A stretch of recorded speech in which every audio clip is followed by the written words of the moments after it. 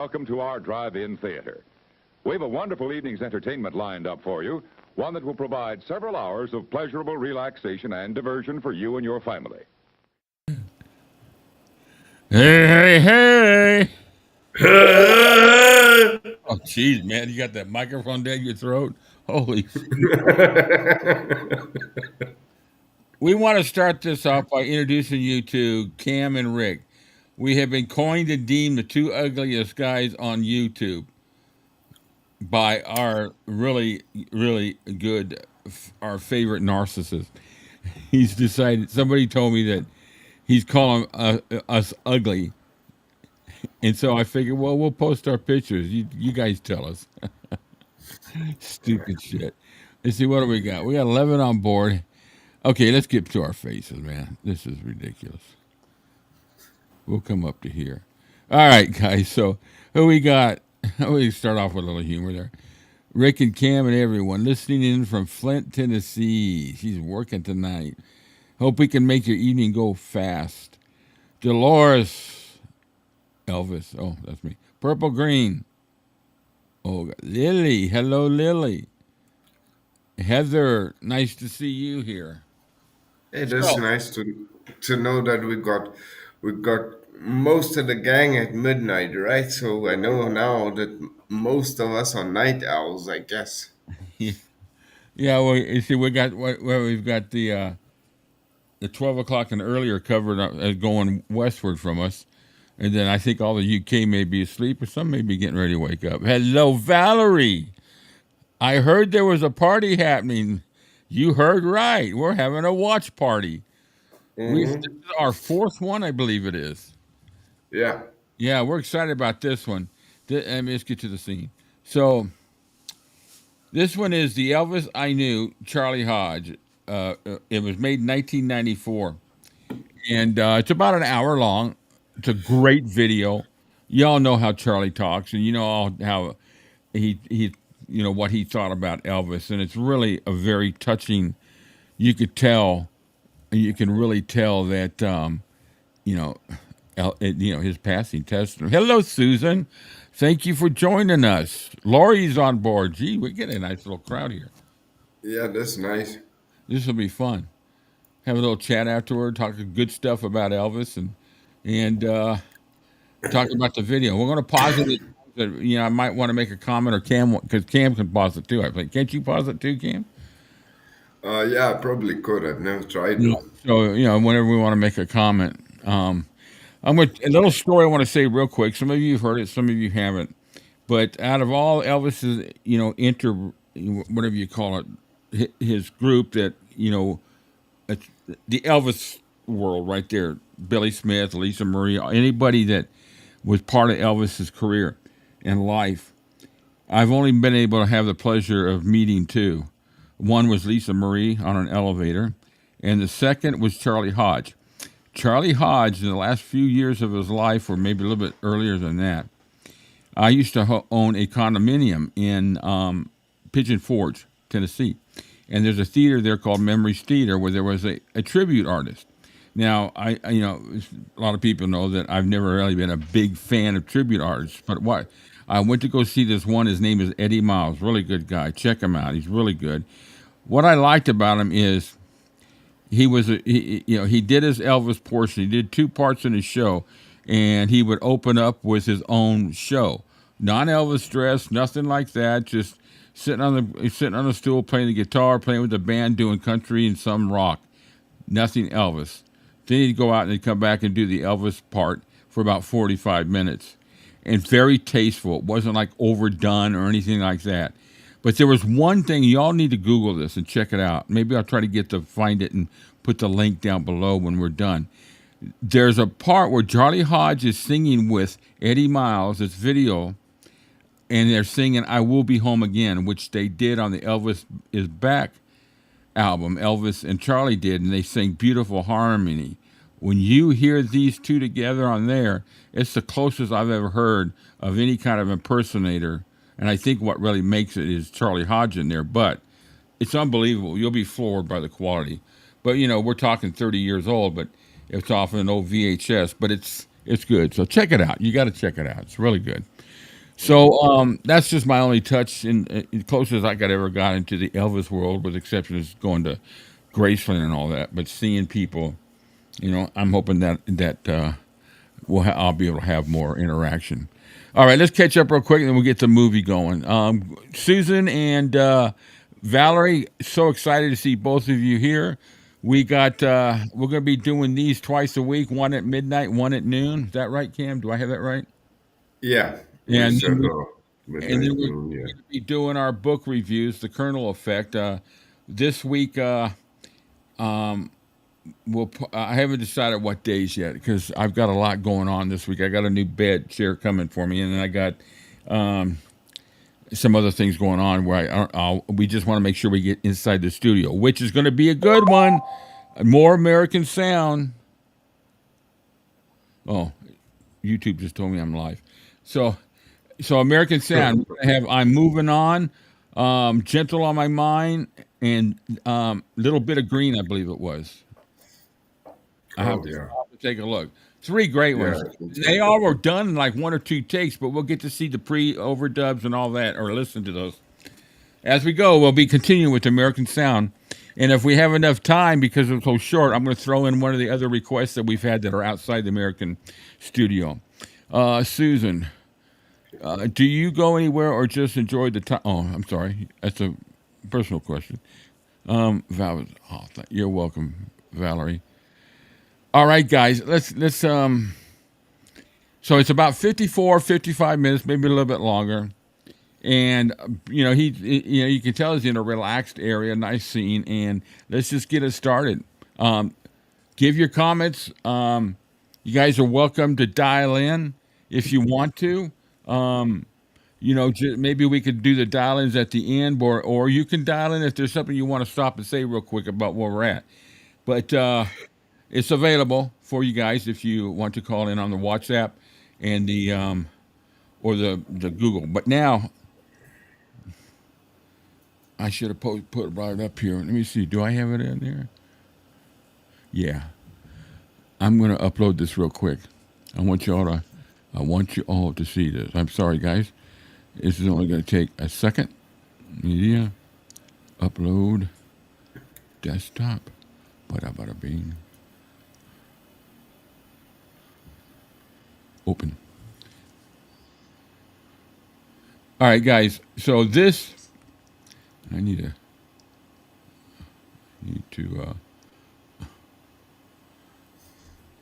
How do I get where is that at? I gotta figure out how to hide that thing. I'm way up there. Who is that? That's Susan. Show. You can tell it's midnight, guys.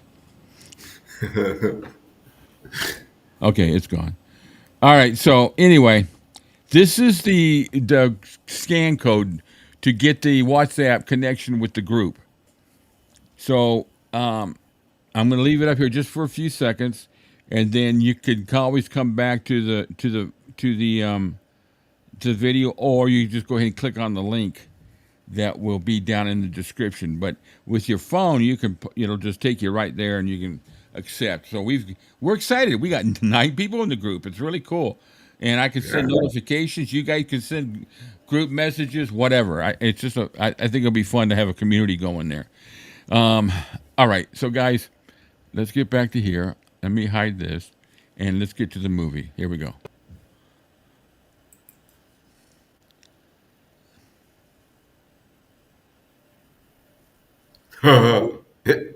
FBI warning. Here we go.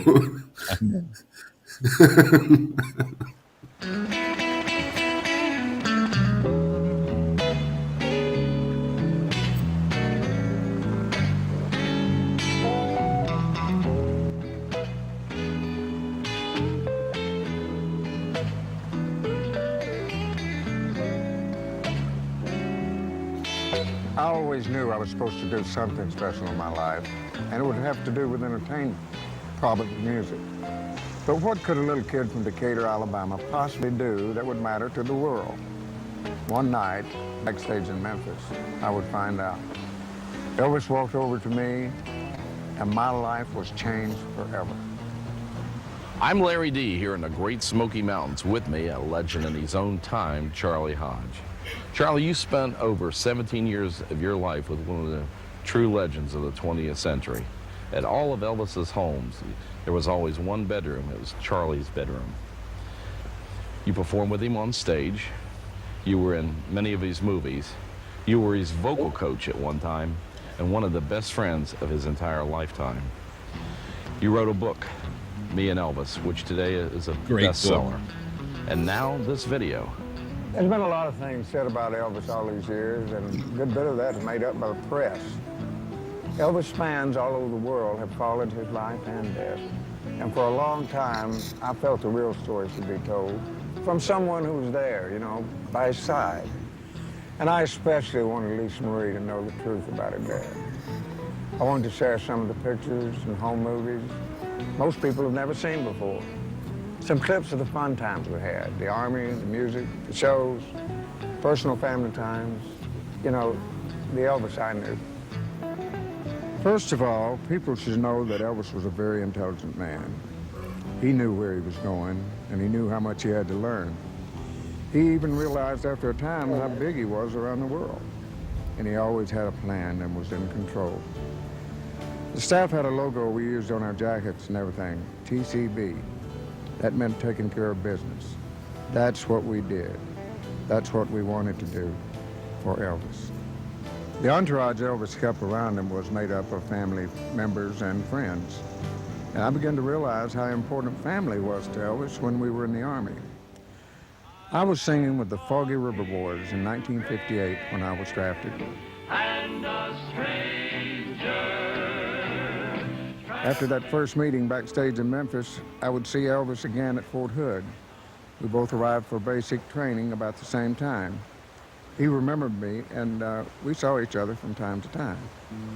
Elvis's mother was very ill that summer, so the Army gave him some time to go home and see her. She died suddenly while he was there, and when Elvis got back, he was numb with grief. And before we knew it, we were on a troop train headed for the port to ship out. We became friends on this trip. It was about this time, I guess, that I started a role that I played the rest of my time with Elvis over the years. We were aboard ship, and Elvis had asked that I be assigned to the area where he put. They put Elvis up with the NCOs, the sergeants and everything, because all the soldiers wanted to get autograph of Elvis and pictures made with him and everything, and the only way you could get an arrest was to put him with the sergeants. So he didn't know anybody up there, and he asked that I be put up there with him. And of course, you know, it had only been a short time before that Elvis had lost his mother. And daytime was fine. We were going around the ship. We were playing with the accordion, band, and everything. And then at night, you know, after we went to bed, I could hear Elvis grieving in his bunk. And I would get down and I'd start telling him jokes and stories until he would laugh, until finally he was just getting exhausted and he was tired and he could just go to sleep. And I thought, well, you know, I didn't realize that what I began there wouldn't be just a trip across the ocean. It'd be a trip around the world with my main man, Elvis. What a life. I tell you, when you see him on stage, you can just tell he adored the guy.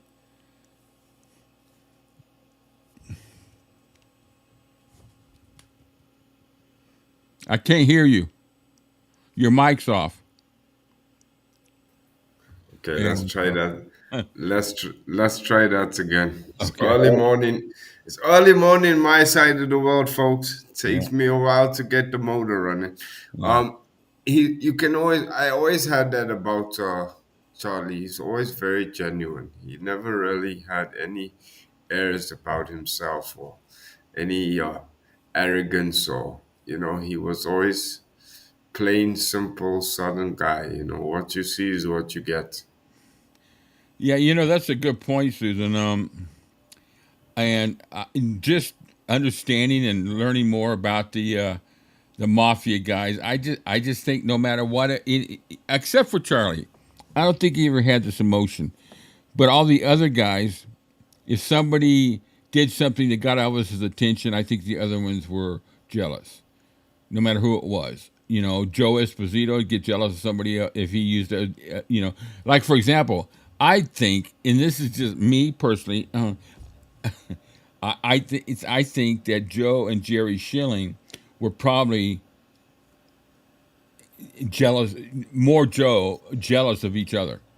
I mean, you got to think about when Jerry Schilling went to, take Elvis to meet Nixon, and nobody knew until afterwards. I wonder what the reaction was with all the mafia guys. Why did he call him? Why did he call him? You know, I just think there was a lot of jealousy in that. Right? Good time, Charlie. You're right. All right, let's get back to it. Sorry, guys. If there was anybody that was ever a friend and to Elvis Presley, it was Charlie Hodge. I was spit shining my shoes in barracks one day, and somebody came over from the first sergeant's office and said I had a phone call.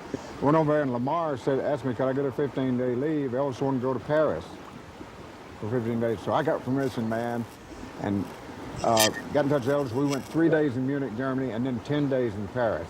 So we got there, man, and the first thing we got there, we were exhausted. It's early in the morning, and we're up on a hill overlooking Paris. These people wanted to see the sunrise in Paris, and we were dying to go to sleep. Wow.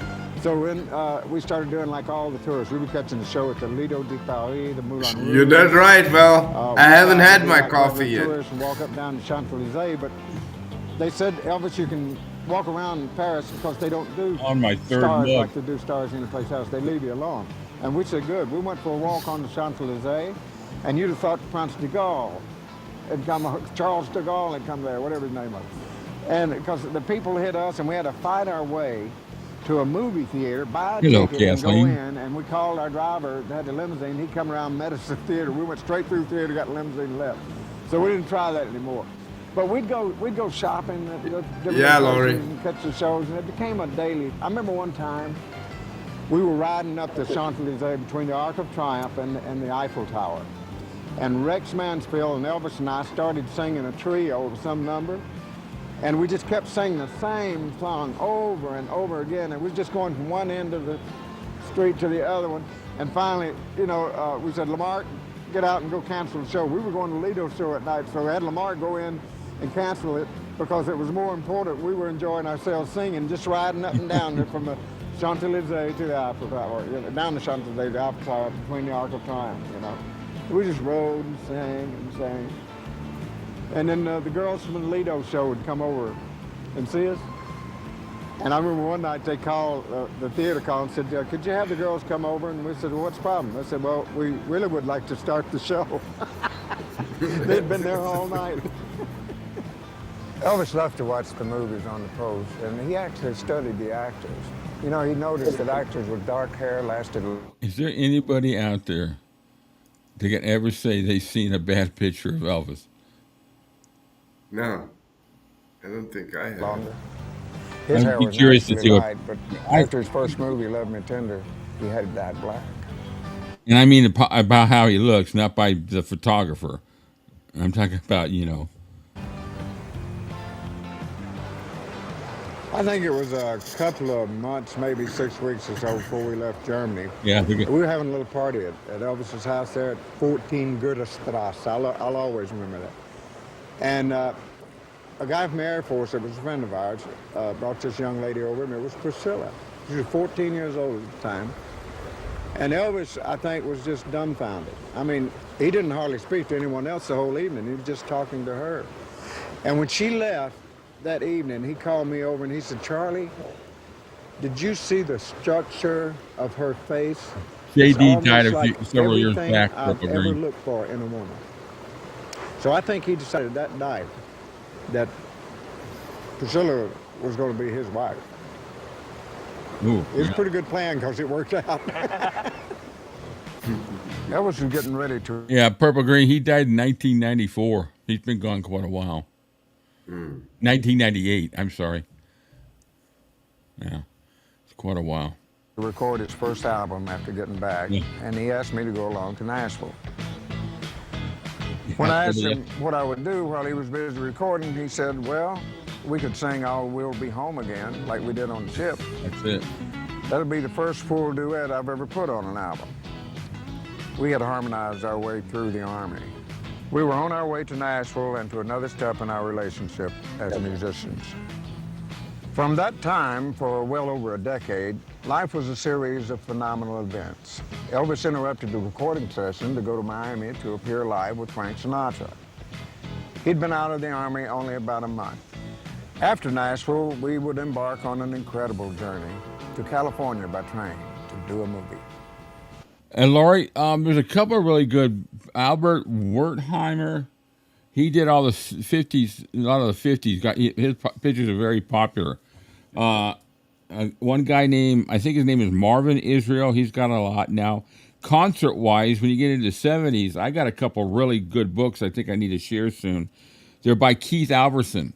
He actually lives here in Georgia. And absolutely beautiful pictures. He covers quite a few of the 70s years, and he got the last shows or the last tour. I'm not sure if he got the last show. Beautiful pictures. I'll share them with you one day. The books are hard to get. They're really thick. They're about $100 and something each.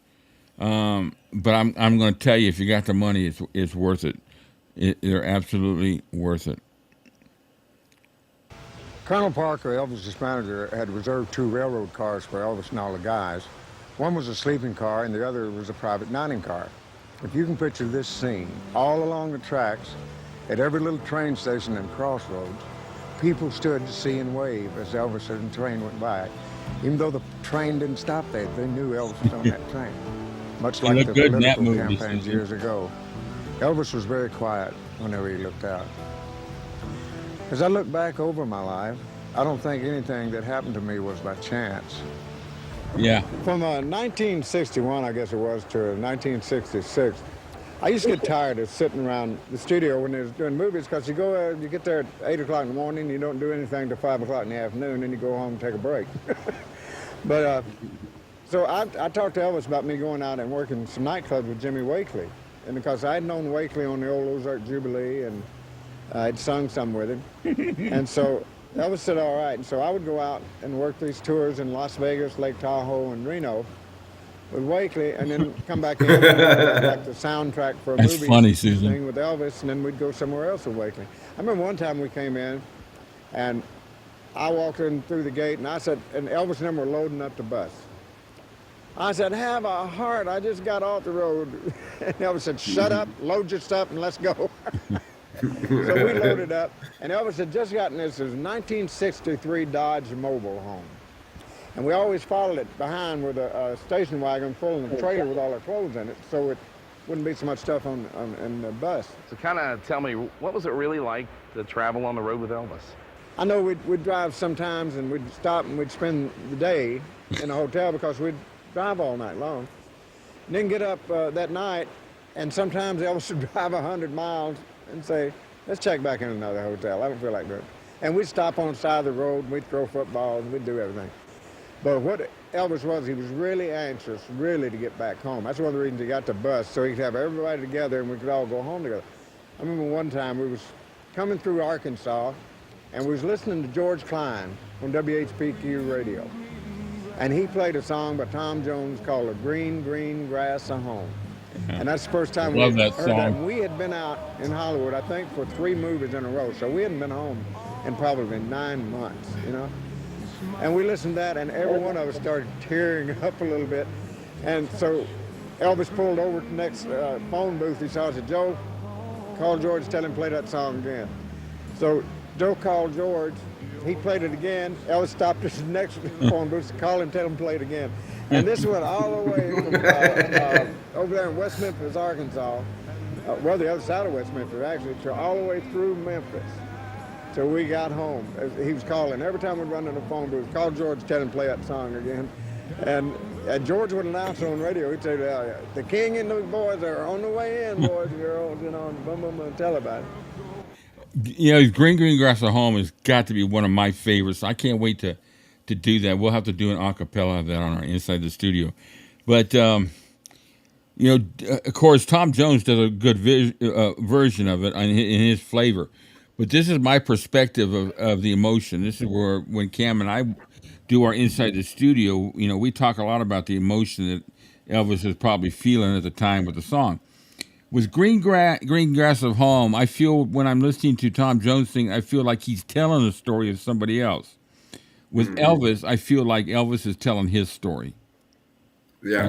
That it's him, and that makes it more personal and that's how Elvis was. He made it about I hate this term, but he made it about himself. Yeah, Elvis sang it from the first person perspective, whereas Tom's Yep. version is third person. Yeah, I'll have to check out Lilo and Stitch. I've been hearing a lot about it. You never seen that movie? No. Oh man, you Oh, gotta people get are with it. shocked when I tell them I've never seen Godfather, any of them. Oh, you gotta get with the times. No, I'll never watch Godfather. I just it doesn't interest me. But all right, let's get back to the movie before we start getting into Marlon Brando. So he was giving them a running description of us coming in and listening to Tom Jones. And then Tom Jones later became a very close friend with Elvis. Very close friend. We were down in the den. Wow, I think thanks, we were Susan. playing records and I listening to new realized that. demos for an album Elvis was going to do. And Charlie came in. I didn't realize he was so short. And I was glad to see him because that made me, I used to be the shortest guy in the group, and along comes Charlie. Now he's the shortest guy. So I was very glad to see Charlie Hodge. But Elvis said, George, this is Charlie Hodge. I met him in the Army. He used to be the Fog River Boys. I said, yeah, I remember you. He used to come out with that coat case, and we all laughed. And Charlie said he'd heard Elvis talk about me quite a bit. So you're the disc jockey from Memphis, a good friend of Elvis? I said, yeah. And Charlie and I kind of hit it off pretty good. Elvis always would dress for all occasions and everything. We had, driving across country, we had jumpsuits with our name on it. He had a great time with the truckers, didn't he? Elvis drive the bus going across, and these truckers would recognize him. Going across, and they'd blow them big air horns, and Elvis would blow his horn, man. And then he'd racing them across country. Of course, it wasn't a race, but he had fun. He was playing with the truckers, He had his own truck, see? Customized, naturally. But he dressed special always. Elvis was proud of who he was. Now, I gotta go back a little bit. I wanted to catch this while we were doing it. Look at Charlie's face. That's a look of adoration, I don't want to say awe, but that's what I always saw in Charlie. That's how I always saw Charlie. Yeah, you could see the two of them shared a very special bond. Yeah, I got to read Marty's book. I've got it. It's been years since I even thought about reading it. I got so many freaking books. I could do a video on just what books I have. All right, Rick, The Godfather is one of my favorite movies of all time. Yeah, I hear a lot of people say that, and I believe it probably was the one that deserved all the awards it got because the actors in it. It's the theme that I just have a problem with. I guess it's because I have a lot of law enforcement in my life, my family line, and I don't know. I maybe one day I'll sit and get bored, and I'll probably wind up binge watching the whole thing twice. But yeah, everybody. I've never heard anybody say negative about it. Elvis teased him, but that shows how much he loved him. Yeah, they did tease each other a lot. Who he was, and never wore a disguise that I know of at all. Yeah, And he would always dress the way Elvis was supposed to look. So he was dressing for the fans. I'd be in the every day. ditch, Oldie. Yeah, a lot of pride in what he had done, what he had accomplished, and who he was. And Elvis could dress, nobody else would look that good in those clothes, but he would look fantastic, it's funny, when we'd leave Los Angeles, going to Hollywood, or coming to Memphis, and we'd leave and nobody'd know what time we left. But somehow, when we got to Graceland, even if we flew, this is not going bus, if we left tonight, caught a plane, and it's midnight here, and 6 o'clock in the morning we're landing in Memphis, there'd be a crowd there waiting. Somehow the fans knew we had left, and they pass the word to each other. The same thing, we'd go to L.A. There'd be nobody around the house in L.A. We'd leave late at night on a plane, go to L.A., get to the house, crowd of people standing out there when we got there. They kept in touch with, they had their own underground. They knew where you were going. They knew where They're we four were. Godfathers? Wow. When we'd get into a town, we'd be on tour, and we'd get off the plane. Sometimes they'd have like 2 or 3 Cadillac limousines there, and Elvis would get in one, and Dr. Nicopoulos and myself would get in another one, and somebody else another one. Then we always had the bus for everybody else. Yeah. And if there were any fans outside the airfield there when we went out, they didn't know which one to follow, because Elvis could be in the front one, he could be in the middle one, he could be in the back one, unless you could really get a good look at him. And the way those cars were moving, because the police were always the greatest anywhere we went. They gave us a police escort. So when we left a place, we was already doing 30 or 40 miles an hour when we hit the highway, you know. But Elvis, we did that ever so often. You know, Elvis would be in one car, I'd be in another car with Dr. Nicopoulos, and then you couldn't tell. It might not be anybody in those cars. Elvis might have been on the bus also with the rest of the guys. In fact, I remember one time when we were playing here in Tennessee, and we had a limousine to take us to the concert, and there was so many people outside the motel, we thought they was going to turn over the car. And from then on, for the next 2 nights we did concerts, we rode in the bus because we figured they couldn't turn that over. The fans would get excited, though. Sure. Oh, yeah. Now tell me about the secret mission you had in regards to Elvis's wedding. When Elvis decided to get married, it was like Mission Impossible, man.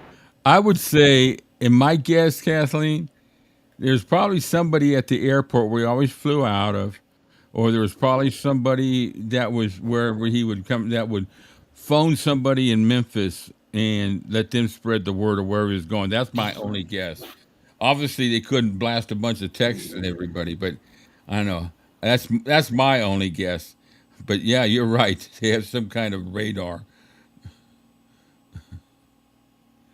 All right. Very few people knew what was going on, you know. Joe Esposito knew, and I knew, and the Colonel, of course, knew, because Colonel set it all up. And all the guys thought I was driving Colonel down to Palm Springs, because that was one of my normal jobs, drive him to Palm Springs, go down Monday morning, pick him up, and drive him back. But what we were doing during this whole period of time is we was heading, like, going to Palm Springs, but see, just before you get to Palm Springs, you turn left and go to Vegas. So we were going to Vegas, and the Colonel was setting up Elvis's wedding. And we couldn't even talk to each other about it. Everything had to be kept, each person doing what they're doing. Nobody else knows what the other person's doing. And so this went on until time for Elvis to get married. And then we left the house in the cars, drove to the Beverly Wilshire Hotel, drove downstairs, went up and stayed in one of the rooms for 2 hours. Then after we got early in the morning, you could see any cars for it. We went down and got the cars and drove the rest of the way to Palm Springs. Then got up the next morning, everybody loaded in the planes and went to Las Vegas, where there's all the news media down there ready to grab it, you know, get pictures of Elvis's wedding. Then all of a sudden we're in Las Vegas. And the media, Colonel kept it so it wasn't like a circus. And Elvis and Priscilla got married, and then they came to the wedding breakfast. And that's where the media got to see them for the first time, and they were now man and wife. But Colonel handled that so there would be no circus. His marriage could have some elegance about it, you know, some privacy. And it was just beautiful. Charlie, tell me, after Elvis and Priscilla got married, the close-knit family you all were, how did your own personal lives change, whether at Graceland or in California, wherever? I think my favorite time of living with Elvis, where it was more like a family, was when Elvis and Priscilla got married. Priscilla took over the running of the household, you know, and planning the meals and everything. And we ate dinner every evening in the dining room, like at Graceland and also at the house in L.A. And Wow. Priscilla would sit at a certain place, Patsy and Gigi at another place, and me at another place. And we'd have a meal every evening. It was like a family. And all the guys who used to come there, Priscilla told them, I remember, said, "Oh, you guys are welcome to eat what we're having for dinner. But you eat what we have. You don't come in here and place an order like it's a short order cook." So this is a home, not a short order restaurant. And she began to plan it. It felt like a home. You know, it's just, there was always one room that was Charlie's room. And she just fixed this one up with my favorite colors and everything, you know. And we'd have dinner there in the evenings, and Joe and Joni would come up and join us. You know, Joe Esposito and his wife Joni. Sometimes Colonel Parker and Tom Diskin, his aide, would come up and have dinner with us, and it was like a family, you know, and it felt good. I missed it when their marriage was over. I really missed that. Yeah, Charlie. I never really thought about that, Colonel Parker and Tom Diskin coming over and having dinner with him. Yeah. It just seemed Parker was just, to me, that'd be too social for him. Yeah. But I mean, I believe Charlie. I mean, wow. You know, I like those candid stills. You know, you don't see many of them, like Yeah. photo, so clear up photo, you know, with a couple of cars Yeah. standing in the driveway or the limo standing there waiting. You know, in most of the photos you see of Graceland nowadays, and even back in the day, it's like they were almost like Graceland was rehearsed for the photo. Yeah. You never see photos of like a guy on a lawnmower tractor cutting the grass, or Yeah. some dude trimming the tree shrubs or stuff like that, you know? Yeah. Charlie lived at Graceland, and I think that really was good for Elvis because Elvis, truth be known, Elvis really liked to have as many guys as he possibly could live at Graceland. It's funny, when I first moved into Graceland, Oh, really? my room was upstairs, you know? And then Elvis decided he needed a bigger closet. So I moved downstairs, and they knocked the wall out and took my bedroom and made a closet out of it. And it was a regular-sized bedroom. It was just he needed that bigger closet. Then I moved downstairs into a room next to where the 3 TVs are in the wall, and I lived down there for years. And then the last couple of years that Elvis was alive, I lived in a garage apartment. And it's kind of like I had my own living room out there and own huge bedroom. And I could bring my friends in to visit with me without taking them inside Graceland. But Graceland is just the greatest memories in the world, man. I haven't read that yet. That's where we played. I don't think We I've planned things. myself. Got ready to go to Hollywood, came back from Hollywood. There's so many memories there. You were in many of Elvis's movies, and I remember a part you played in the movie Charro. We were on location in Arizona. And Elvis he was looking forward to doing a Western, you know, to where he was, in the picture, he's like a gunslinger, a Charro. And then we got there and the script started changing because, Elvis said it was about the time that they started talking about all the violence on television and in movies and everything. So Elvis, he said, well, the gunfights are turning into dirty looks, you know, and he went over to Charles Marcus Warren, who wrote the script for that movie and was the director. And he said, what's wrong, Mr. Warren? And he said, Elvis said, they called me 3 weeks ago and said, we're doing an Elvis Western. They didn't say we're doing an Elvis movie and it's a Western. We're doing an Elvis Western. And said, and I had to write this thing in 3 weeks. And he looked at Mr. Warren, he said, Mr. Warren, let's do our job, take the money, and run. I was walking around on the set of Clambake one day, and we'd been having a water battle. You know, we had water guns, and then that wasn't enough. We'd get a glass of water, and sometimes take shaving cream, put a head on it, you know, to have our water battles. And then it got into buckets of water. And I was standing around the edge of Elvis's trailer waiting for him to come out. And one of the guys had climbed all the way to the top of that studio, one of those catwalks, and a bucket of water hit me right in the head, you know. And I looked up, and the second bucket got me right in the face. You know, my shirt was just drenched. So I went over to the wardrobe and got me a dry shirt. And then I went over and put it in one of those big blowers they have on the set to keep the air circulating. I hung it up in front of it, you know, to dry. And about every 20 minutes or so, I'd go back over and feel it, and it's still raining wet, you know. And I'm telling you, this went on all day. every 20 minutes or so, we went out, we broke for lunch. It was gone an hour. I come back and it was still wet. So one time, I I know went what around there and happened. I felt get it was still wet, and so I walked around the edge of the trailer, and I turned and sneaked back and looked around, and Elvis had a fire extinguisher and was getting it all wet again. He'd been doing that all day long. We was doing a picture of the Trouble with Girls. It was one of those pictures where we were having water battles, you know, and firecrackers would light around each other, and just, you know, just things to do when they weren't shooting. And it was getting towards the end of the picture, and the last scene they shot was a scene where Elvis was lying on a circular thing that went around like that. It was all black, and he was in pajamas, so they could show that scene where he's floating through the air and so forth. So that was the last scene, and Elvis kept feeling something was up. He said, "Charlie," said, they're up to something. They're going to do something. Said, "You and Joe find out what it was." Well, somehow I got sent to the colonel's office, and Joe got sent somewhere else, and we never did find out what they had planned. And what they did, as soon as the director yelled, "Cut," and then the assistant director says, "That's a wrap," that means that's all the shooting, it's over with. Richard Davis and I think Jerry Schilling, all these guys had pies that they had gone and bought. And Elvis raised up, and by the time he raised up, he caught pies coming in every direction. He was picking up just meringue pie and throwing it back at them like that, you know, and just got pie all over. Well, he went and cleaned up. He said, find out where they are. Debbie Reynolds, Bill Reynolds' brother, was Elvis's makeup man. That was Debbie Reynolds' brother.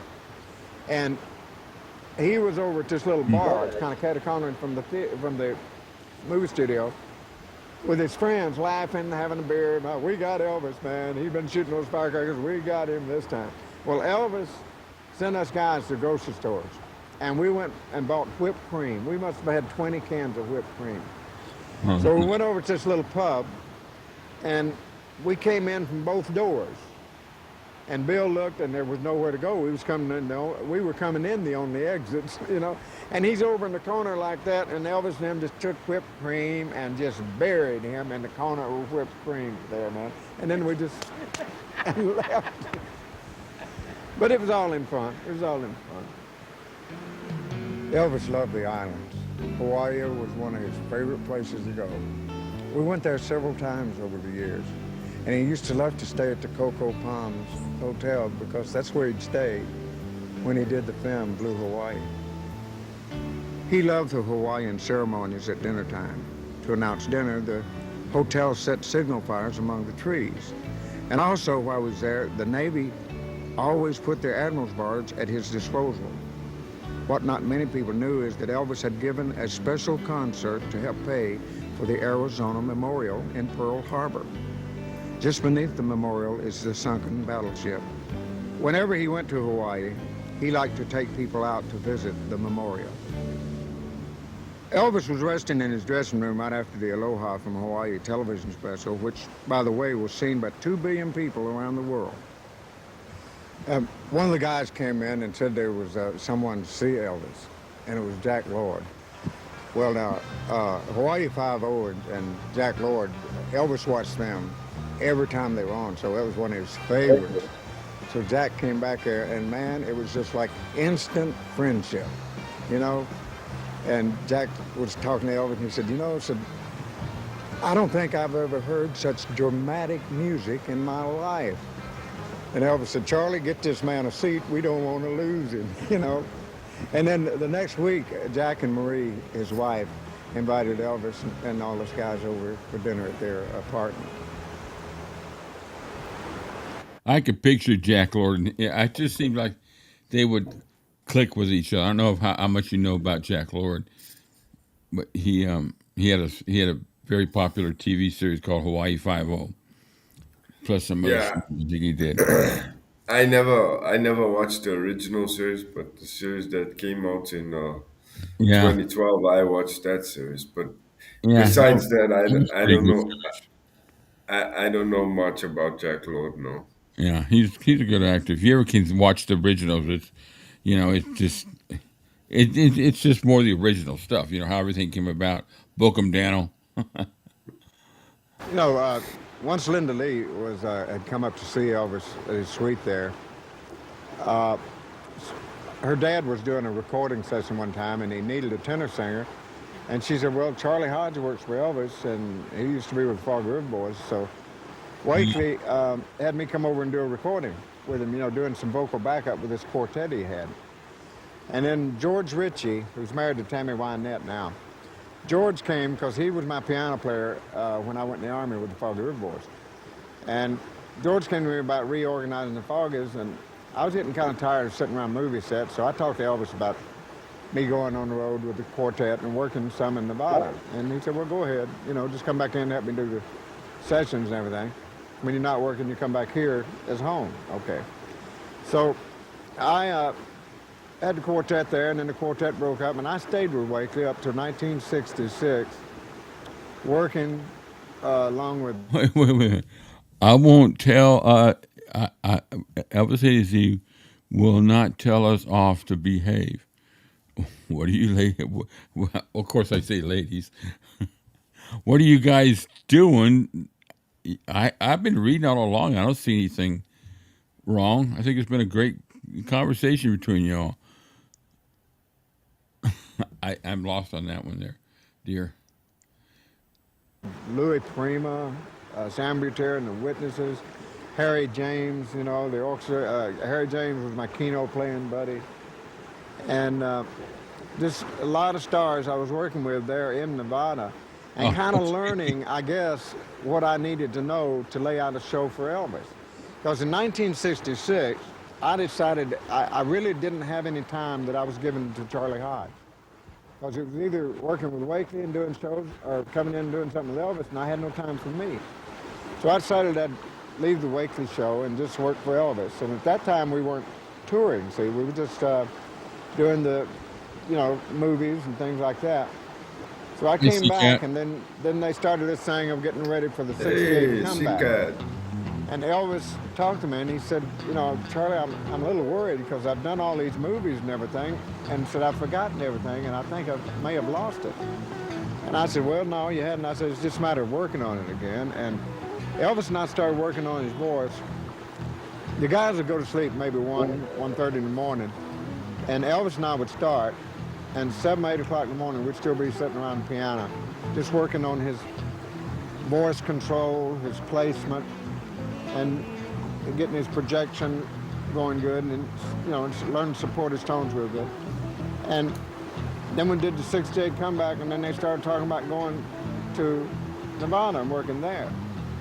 Well, we had to start thinking about what he could do, you know, because Elvis used to just go out on stage on, with he and Scotty and Bill, and they'd do, on those one-nighters and everything, they'd do maybe 15, 20 minutes because there were other people on the show, and that'd be about it. Well, now we were going to have to do an hour show. So it was up to me then to start pacing it. So once we started rehearsing and everything, Joe Esposito would always time all the numbers and keep a list of them. And we would rehearse in one night. We'd rehearse as many as 40, 50 numbers. And people say, well, how did you get a show out of that? You guys didn't rehearse a show. Well, what we did is what we rehearsed, I took and made a show out of it. When Elvis would start to do something, Charlie, you take if Elvis sung that voice. Started singing a song that nobody knew. And, I could Charlie listen to it all day. I could listen to him read a book. So he would point at the stamps and even give us the chord to sing with, to sing the background with Elvis. Charlie always stood there and supported Elvis, and of course encouraged him. Elvis always had to have a lot of encouragement. Because, you know, it's real funny. Elvis didn't think he could dance. He didn't think he could play a piano or guitar. And how many times I heard him say, man, I can't sing this. But Charlie and, of course, the Jordanaires and various ones were there to tell him, yes, you can, and you're going to, and you can do a good job, and the results came out very great. So that was my job to lay out the show. That's funny, Susan. And subject always to Elvis's approval, of course. And so once we started working in Nevada, we'd do a rehearsal, and I'd lay out a show, and Elvis would say, yeah, that'd be good.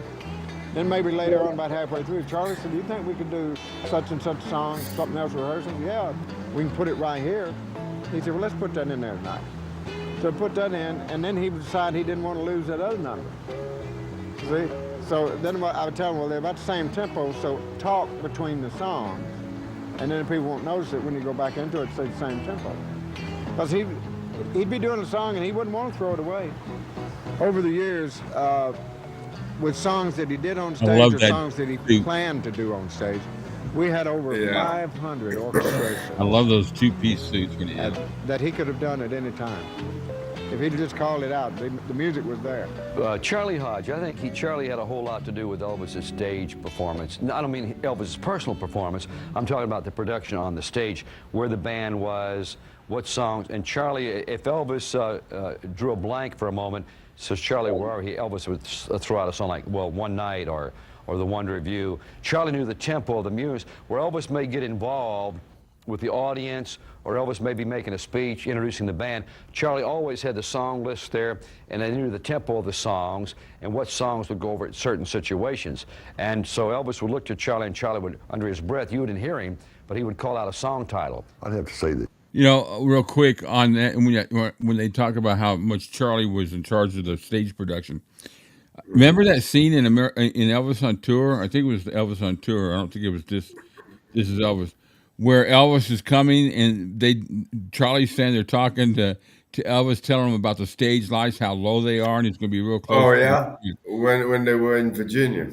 Yeah, and this whole conversation made me think about that, about how he got out there and he knew what to tell Elvis about the lights, about the stage, where how close he's got to be, because you got to remember Elvis is pretty much in darkness on that stage. He doesn't see people out there until they turn the house. How does he say? I'd like to turn up the house lights so I can see all of you. Yeah, you all had a chance to see me. Now I'd like a chance to see you. Yeah, you're right. I absolutely loved all those two-piece seats. Go ahead, Cam. Did you ever hear the 2-track album that JD made shortly after Elvis passed, where he read the first track, he read the poem that he wrote for Elvis, and then the second track was a cappella version that he did of Sweet Sweet Spirit? It sounds familiar. I don't know. I might have it. I'll have to check that out. That'd be cool. That'd be cool to put on the show one day. I forget what it's called, but when you said a couple of minutes ago, and it's like that poem is like 5 minutes, and it's literally just JD talking. And I'd love to hear that. I would love to hear that. I'll have to check out. He had that kind of voice where you could just listen to him for hours. Yeah, while this is playing, I'm going to do a search to see if I've got it. Charlie Hodge was play it on here. Outside of Elvis, the most important man in the Elvis Presley show. Well, one by one they came. I mean, the best of the best.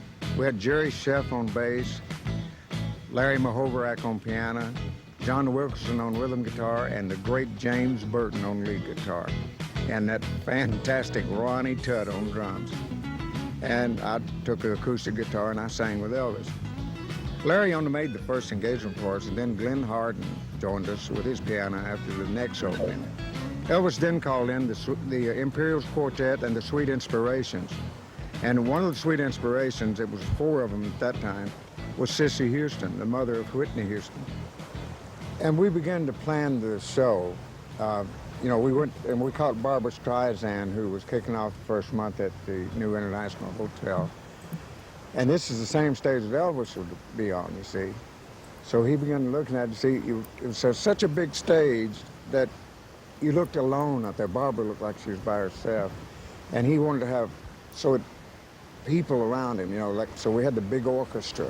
And he got this idea from going to see Barbara and Tom Jones, who, Tom and Elvis had been friends for just years.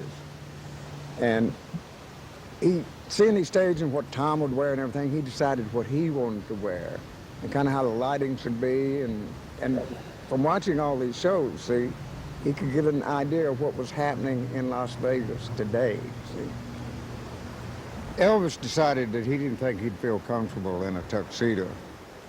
So What he did is, you know, he was in karate, and in karate they have an outfit there where it's called a gi.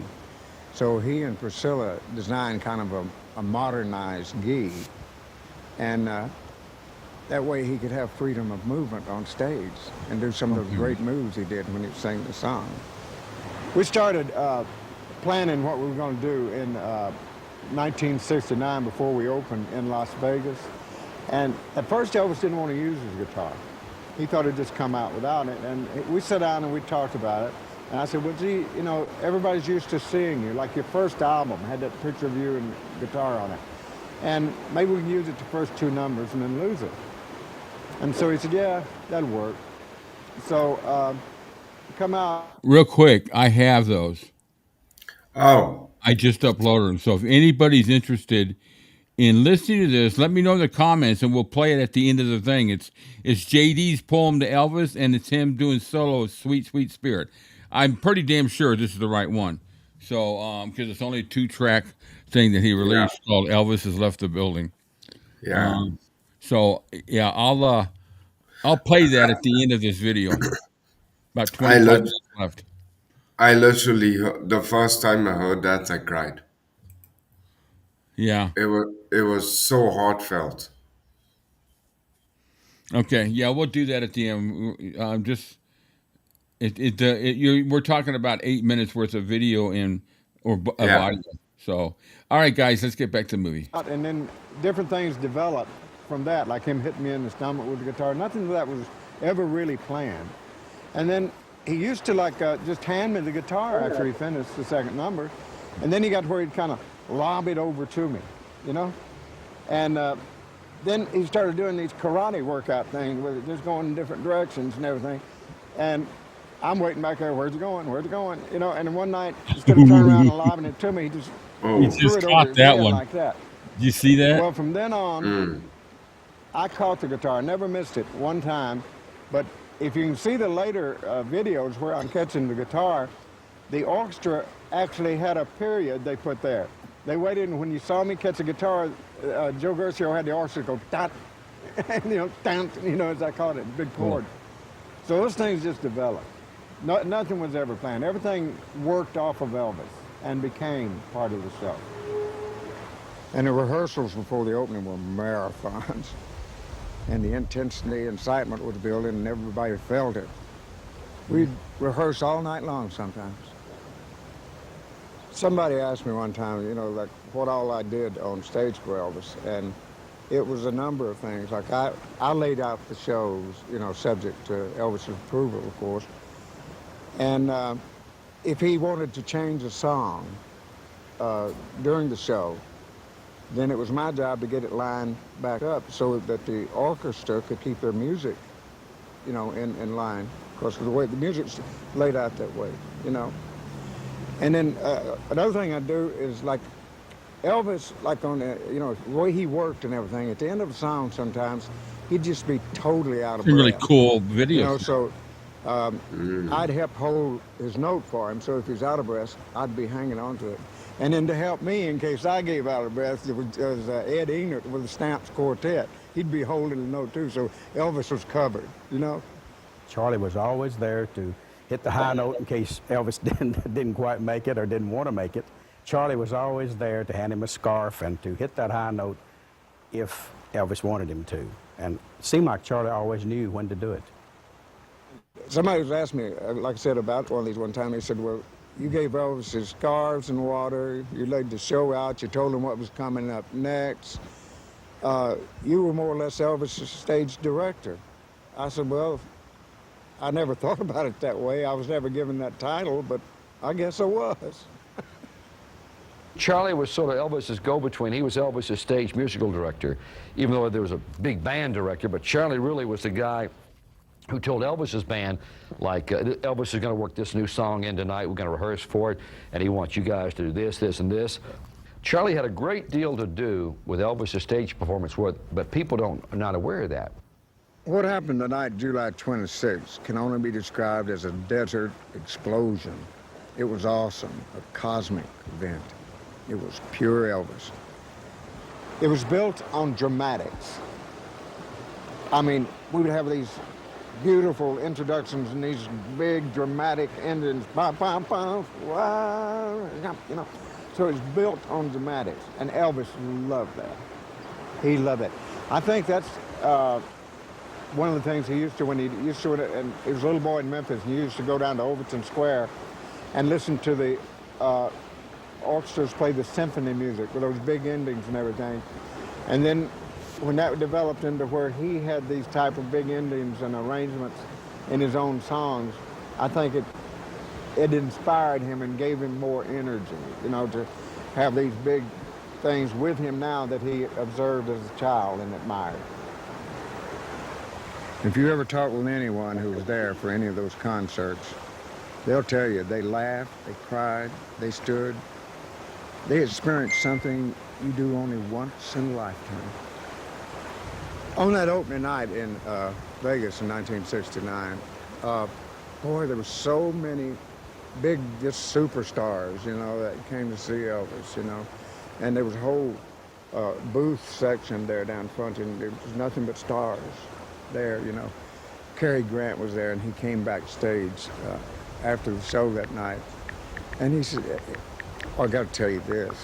Cary Grant's one of those beautiful people that when he sees beauty, whether it's an art form or a painting, a statue, he gets tears in his eyes. He gets emotional, you know. Oh, you guys and they said that the one whole of those time clips. he was in the booth back there watching Elvis perform. That was from Rich. He just wiped his eyes through the whole thing. He thought it was so beautiful. Yeah. Oh. And he came backstage and he said, Elvis, are you going to take I this think show he on forgot the we were road? live. He said, yes, sir, we plan to. He said, oh, that's good. The people should see you. He said, it's so beautiful. And Yul Brynner came backstage one night. And with that magnificent, big, manly voice of his, you know, he said, Elvis, thank you for the enormous amount of pleasure you've given us this evening. This is very elegant, you know. And Sammy Davis Jr., of course, every time we played Vegas, I think, he came and he wouldn't sit in the booth. He wanted to be right next to the stage at one of those tables. So, like he said, I could see the man work, you know. He was there the first night we did Thus Spake Zarathustra, the what everybody calls 2001 Space Odyssey. Elvis, that was Elvis's idea, by the way. He went for a drive one day, which a lot of people didn't know he could go out anywhere by himself, but he went out in his Stutz Blackhawk, and he came back and he came up to me and said, Charlie, he said, do you remember that theme on the 2001 Space Odyssey? I said, yeah. He said, that'd be a great opening. We had 37 pieces on stage in Las Vegas. The only thing is, on the road, we can only carry the brass. We couldn't carry the reeds. The only time we ever used the reeds and the strings on location like that was when we recorded at Madison Square Garden. And then it was conducive there to use the strings and the reeds and the brass. But the whole thing was dramatic. Elvis would want me to play games with him. He didn't want to look like he was picking on me. Like he'd come over sometime and he would like take a drink of water and then throw water on me, and then he'd say just over his shoulder, throw some on me. So it looked like that we were playing with each other and it wasn't just him picking on me, which I would do. And sometimes I'd take a kick at him just as he walked off and just barely miss him, you know, something like that. Those things that weren't planned, you know, like it's like Elvis coming over at the end of the show, and we'd been on stage like 45 minutes or 55 minutes. He'd say, what's the next song? And I'd tell him what's next. He'd say, I don't feel like doing that. What's next? I'd tell him that. I don't feel like doing that. I said, look, we're already done 55 minutes. Do funny how time slips away, and let's go home. He'd say, okay. One night we were playing an engagement somewhere. I don't know where it was. But Elvis saw these two young ladies down at the edge of the stage, and they had a birthday cake that they had prepared for him. And Elvis got down, and he was thanking them. And when he looked up, he had that look in his eyes. He's up to something, you know? And I said, uh-oh, here it comes. In front of 18,000 people, here it comes. And he did. As soon as he said thank you and turned around, he just come over his shoulder with that. And I threw my hand up in front of my face and caught the cake on the back of my hand, went around behind it and grabbed it like that. But to the audience, it looked like it hit me right in the face. I managed to just get a little bit of icing on my shoulders, and that's it. But he'd played, it wasn't That's planned. Atlanta. It was That's the something that show I was happened. at, right? You didn't get angry about it. It was just part of the show. That's Atlanta. It's like him, you know, some lady threw panties on the stage, you know, and he comes back and put them on my head, and big old J.D. Sumner, he'd go over there and put panties on his head, you know. J.D. and I had the results of everything thrown on stage. The first time I met Elvis Presley, he was just a kid. And he would come to the Sings in Memphis when he was 14 years old as a boy, and would hang around backstage, asking me everything in the world about how you get into show business. And I've said many times, I wished I could remember what I told him, because I left to do that myself. We toured anywhere from 12 days to 16 days every month. And in between touring, we'd have like 2 to 3 weeks off, and we'd go down to Palm Springs and stay, or sometimes we'd go to Graceland. Sometimes we'd check into a hotel up in L.A. so Elvis could see Lisa Marie for a while. And then we kept improving the show, upgrading, you know, adding songs. I never will forget one night we were on a West Coast tour, and I was riding in a limousine with Elvis, and he leaned over and he said, "Charlie, I want to do How Great Thou Art tonight." I said, "I'm the only one that knows it." He said, "Well, you go to the piano and play it then." So when I got there, I went straight over to the band and the voices and everything, because they all knew the song, and such professionals. All you had to do is explain to them how it was going to go, and they'd be able to do it. And I said, "Glendy, I'll sit at the piano and play it until you learn Elvis's phrasing on it." And okay, so we started out with a song we hadn't even rehearsed. And I sat at the piano and I played it for the next 3 engagements until the band learned it, and Glenn D learned his phrasing and everything. And then Gerald Gershio wrote an orchestration for it. And without ever rehearsing the song, we ended up with a complete orchestration and one of the greatest songs in the show. There was one event that seemed to trigger a different mood in Elvis. I mean, he was fond of most of his cousins, and there was a few he loved, and they were around all the time. I remember one night in Vegas, he got a phone call, and one of his cousins, a very beautiful lady, had died. And he turned to me and he said, "Charlie, I don't think I can stand to see another member of my family die. I think I'd rather go first myself."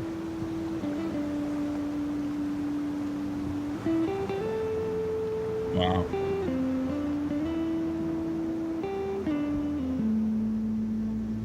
Shame. If there was anybody that was ever a friend and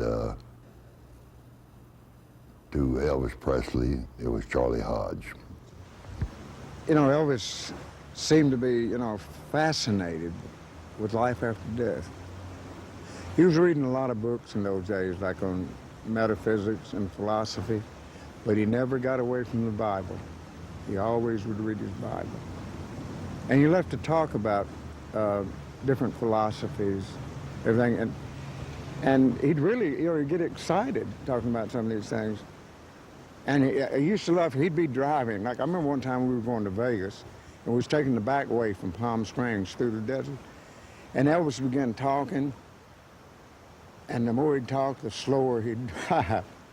I think he was everything he hated in other drivers, you know, just drive along. Before you know it, he was doing 15, 20 miles an hour and talking. You know, and it took so long to get to Vegas, I think Lamar said he felt like a trailblazer or something. Elvis didn't even realize he was slowing down that much. He didn't. I remember one time when we were on tour, and I went up to Elvis and I said, "Elvis." You know, I tell you, I can't put myself in Elvis's shoes. But, you know, when I turned 42, 40, right earlier, I could feel me slowing down. I did hard labor. Sounds like I was breaking rocks, but, you know, I worked hard. I had a very physical job. And when I got to 40, 42, my body was starting to tell me, you know, you need to slow down a little bit or whatever. And and how it was the body was right because it took me where I'm at today. But I just can't imagine a guy who this was his life standing on stage and he just doesn't have the strength and the energy to pull it all the way out sometimes, Yeah, one thing that gets me every time is that when you hear watching this is something completely different. Whoever made this documentary was brilliant because you can actually you break away from the celebrity of Elvis, Mm-hmm. and you literally it's like listening to a guy talk about his best friend, and this best friend can be Joe Soap, but in this case it's Elvis Presley. It's the greatest entertainer of the 21st century, but you can still hear the emotion in Charlie's Oh voice, and yeah. you see it on his face when he This was said that in this was in when '94, so this is 17 years late. Is that right? 17 years later. I did my math yeah right. when Charlie came up and said that Elvis said he would rather go next. Yeah. You could see that in that moment when he repeated those words, he was right back in the moment, and it hit him right between the eyes. It was in that moment you could literally feel the guy's pain, and Well, that, in his mind, and he thinks of these things, and I would imagine he's hearing it in Elvis's voice.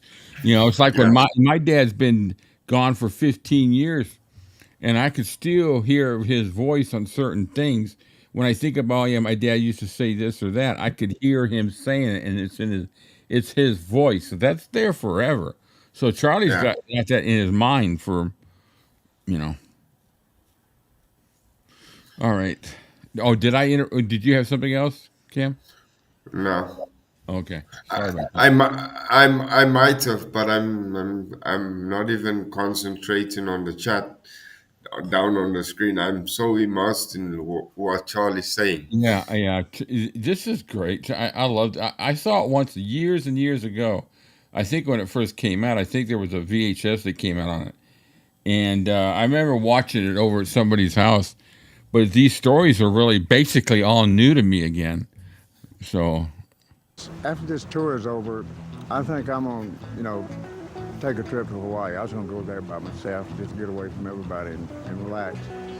And Elvis said, Charlie, you can't do that. Said, I think we may be doing some recordings after this tour is over. And then I didn't know it at the time, but he called Joe Esposito and said, Joe, get everybody together because as soon as this tour is over, we're all going to Hawaii on a vacation. So he was going to surprise me, because Elvis would think about other people. And what he did is after I found out about it, then we had two sections because the plane only held 28 people, see. And I got everybody together in Memphis, and I got them as far as L.A. And Joe Esposito had flown on Hawaii and set up everything there. So once we got to L.A., that was all I could do.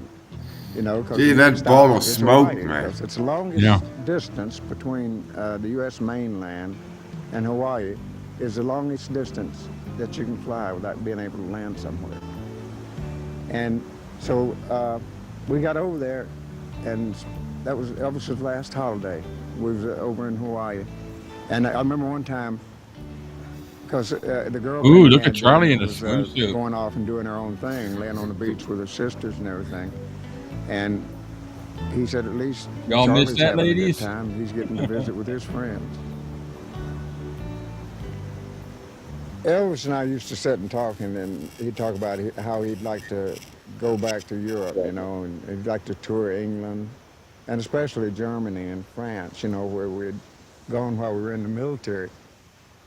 And there seemed to be an urgency about it in his voice. He began to mention things like playing touch football, when we're in Bad Nauheim. And his eyes, kind of had a haunting look in them, Great jumpsuit. He said, Charlie, I'd like to go back over there while I still look like what the fans think I look like. One thing I've picked up here is that no matter where you were, Elvis always had a deep sense of love for his fans, no matter where it was. I guess the word you'd want to use that you could sum up Elvis's whole life in a 4-letter word, and that's love. I think Elvis's, probably his happiest times was when he was on stage. When he was performing for the I need somebody to fans, say something. you know? He was most happy then. I remember once when they were filming the last concert thing we did, and the director came up and said, "Mr. Presley, is there anything that you would like us to do?" And Elvis said, "Yes, sir." Said, "As much as possible, try to keep the cameras out from in front of the fans, because they paid their good money to come see the show, and I want to give them the best possible show I can." And that was Elvis. It used to be all the guys were around every day, all day long, you know. It was just like a big boys club, you know, being around Graceland or the house in L.A. But then as we grew older and the guys were married and their children were growing up themselves, we didn't have everybody there all the time. Everybody come there when we had to go on tour. They'd come there for a special occasion. But like at Graceland, the rest of the guys would be off with their families and everything, and it'd be me and Billy Smith there. And Elvis didn't want you to get out of his sight, you know. I remember one Christmas, I was going home for Christmas, and Elvis looked at me and said, "Charlie, you got to where you do this every year." I said, "Well, Elvis, it's Christmas, and that's my mom and dad." He said, "Oh, okay, okay." He had forgotten I had a mother and dad, and I was visiting them. All he knew to do is I was leaving home, and he wanted me there. We were a very close-knit group. Elvis he loved all the musicians, Scotty Moore, DJ Fontana, and all the musicians that worked with him. He loved all the Jordanaires, Millie Kirkham, Kathy Westmoreland, all the many people that worked with him. It was like one big family, because first of all, Elvis did not have brothers or sisters. So people like Charlie and all of us, we were like a very close-knit family, and I shall always treasure that. You know, Elvis was one of the few people I ever met who had the spirit of Christmas year-round. I can't begin to tell you all the things he gave away to people over the years. He gave millions in cars and jewels and horses, boats, dogs. He supported 50 charities in Memphis alone. You're right, C-Cap. You never read much in the press about that. I remember one night when I was sitting upstairs with Elvis in his bedroom. And it was one of those nights when there wasn't anybody around, and you could feel the loneliness that seemed to be encircling Graceland. And Elvis was talking about how the guys just weren't around much anymore. You know, he said, it's like when we're on the road. I don't see them until time for the show. And they pick me up and take me to the show, and then they deliver me back to the room like it was a side of meat or something. And then they go and do their thing.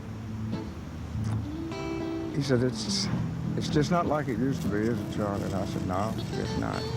And all the time Elvis was talking, he'd be stretching his hands, you know, like that, and he'd take his feet and you know, turn them back and stretch them. And he said it seemed like he was sore, you know, just all over his whole body.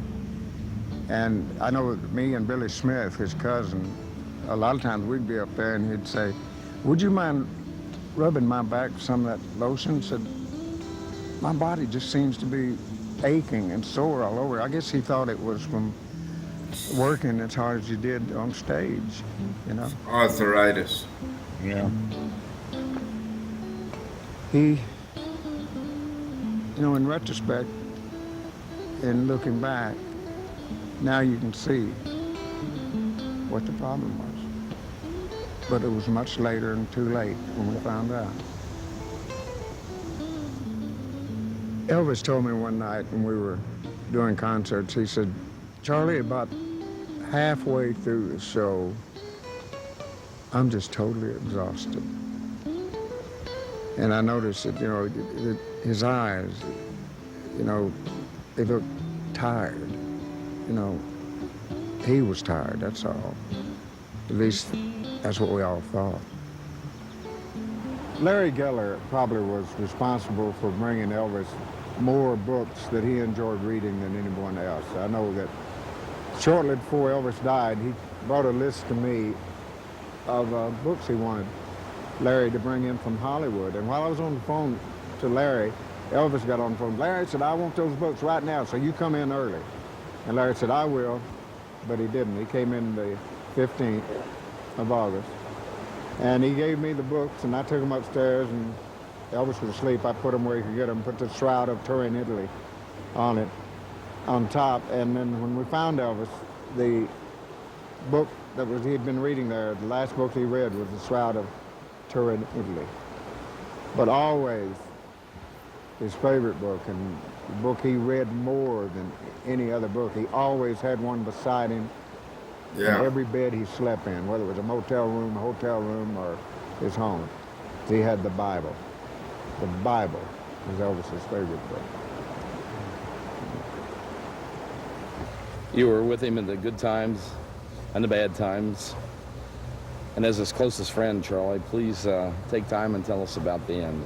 There were all kind of rumors after Elvis' death. There was, fantastic stories, and most of them just rumors and nothing more. There's no truth to them. They discovered during the autopsy that the right side of Elvis's heart was twice as big as the left side, and that he had already had 3 heart attacks already and didn't even know it. And of course, he had a bad liver, just like his mother did, and they were trying to fix that. And he had always had a trouble with high blood pressure, and his mother had that. Same thing. And also he had glaucoma, and he had to take medicine for that. And one day, I was over visiting Mr. Presley at his house, and Elvis' friend, Dr. Nicopoulos, came over and told us something that kind of cleared up a lot of things we'd thought about, of why Elvis was always so sore and everything. And Dr. Nick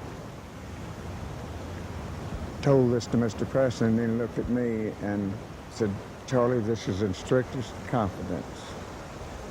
And we didn't mention it to anybody. I didn't mention it myself to anyone until after Mr. Presley had died, and then I put it in my book. And what they discovered was that Elvis had bone cancer, and it had spread over his entire body. So that kind of explained stretching and wanting the body rub. He was hurting, and there was pain from that, and he didn't even know what it was, and we didn't either. I don't know the answers about life and death.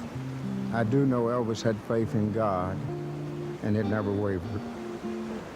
All I can tell you is that a bright, vibrant light, an exceptional soul, walked over with me on a Memphis stage one night. I traveled around the world with him. I was privileged to share some of his most private moments, and I witnessed his unequaled generosity. Watched him give of himself to everyone, and I saw the impact he made on the whole world. We're all just a little bit better for his having been here. Lead me, guide me, I'm pausing that there because that song's copyrighted, but there's only 30 seconds left. So, what y'all think about that? I think that's a great one. That's a great video.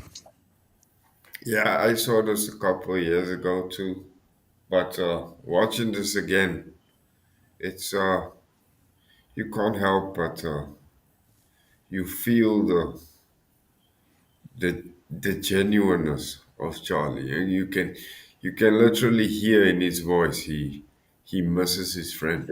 Yeah. All right, guys. I told you I'd play them. So here's, for those of you still hanging on, here is JD's poem. Got to pick it in here. And then we'll play the Sweet, Sweet Spirit. Let me get this down here.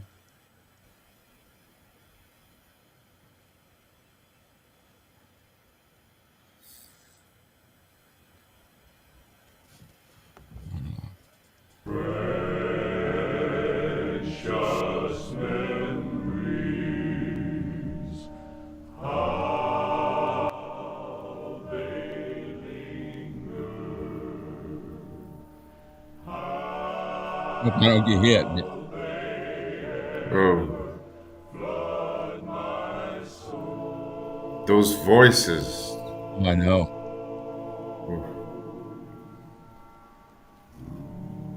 The time was 1935. The place, Tupelo, Mississippi. That voice, man. God sent this world a baby boy who was born in poverty. And as a boy, he wondered what would be his destiny. His life was to be busy, and things would happen that even he couldn't believe. He had so much to give, yet very little to receive. He started with a song and a wiggle, and some people couldn't understand. But you and I now know that it was all in God's plan. No sooner had he started than he was to lose his most precious prize. Tragedy struck this young man's life. His mother died. By this time, he had the colonel who was to guide his every step. And things began to happen that neither one could seem to help. He came home from the army and we saw him on TV. And because of that wiggle, they wouldn't even show his knees. His career grew and he started making movies. And this took him from us for a while. Even though he didn't like it, he still gave the world a smile.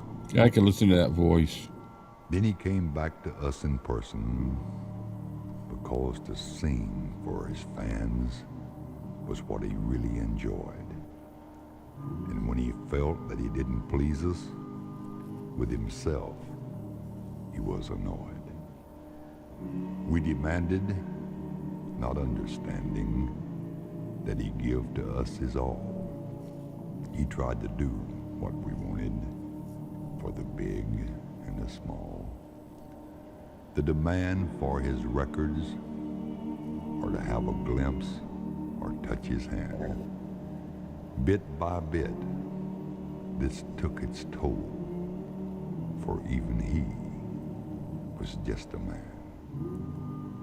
Oh yeah, he was very happy living, and he wasn't afraid to die. Even now, though our hearts are broken, he wouldn't want us to cry. God, in all of his wisdom, even though we loved him so, he knew what was best.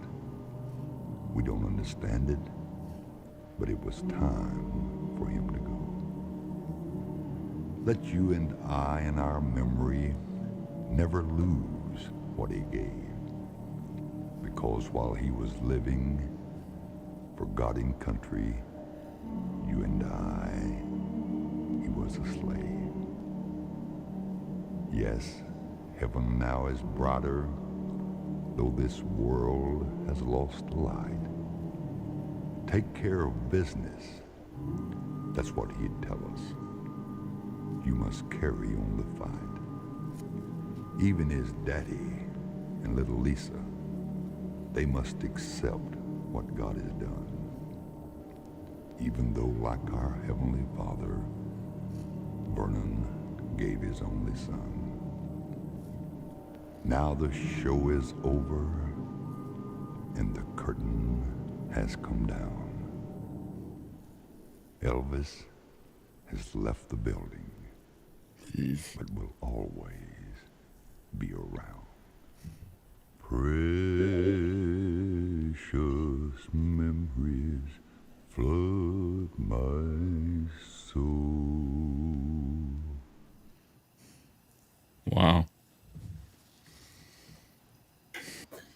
The background music they had. So I was saying, I would love to hear him narrate a book. Yeah. He apparently I heard some, I can't remember where it was, but I heard someone talking about the recording process of that. And this came out I think 4 or 5 months after Elvis's passing. And apparently JD had the hardest time trying to record those two tracks because they said he would get a couple of seconds in and he would break down. He wouldn't be able to continue. I think I'm going to take that. I'm going to put this together as a video on YouTube for my channel, so that anybody out there that wants to listen to it whenever they got. I know a lot of people saying it's first time they ever heard it, and I'll be honest with you, I think it's the first time I've heard it.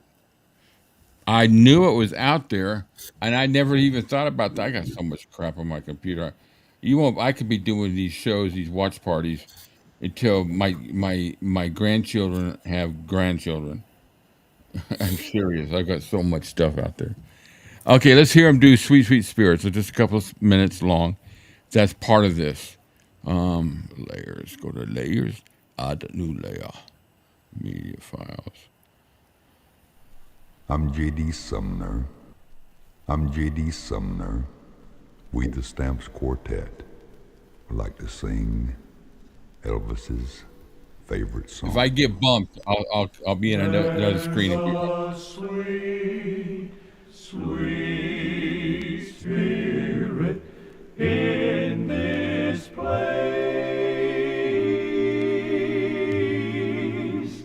and I know that it's the Spirit of the Lord.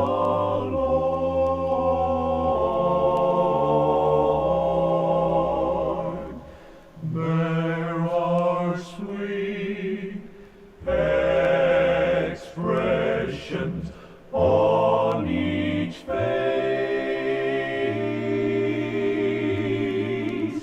and I know that it's the presence of the Lord. My God. Sweet Oh, Holy Spirit, sweet heavenly dove, stay right here with us, filling us with your love, and for these blessings we lift our hearts in praise. Without a doubt we'll know that we have been revived when we shall leave this place.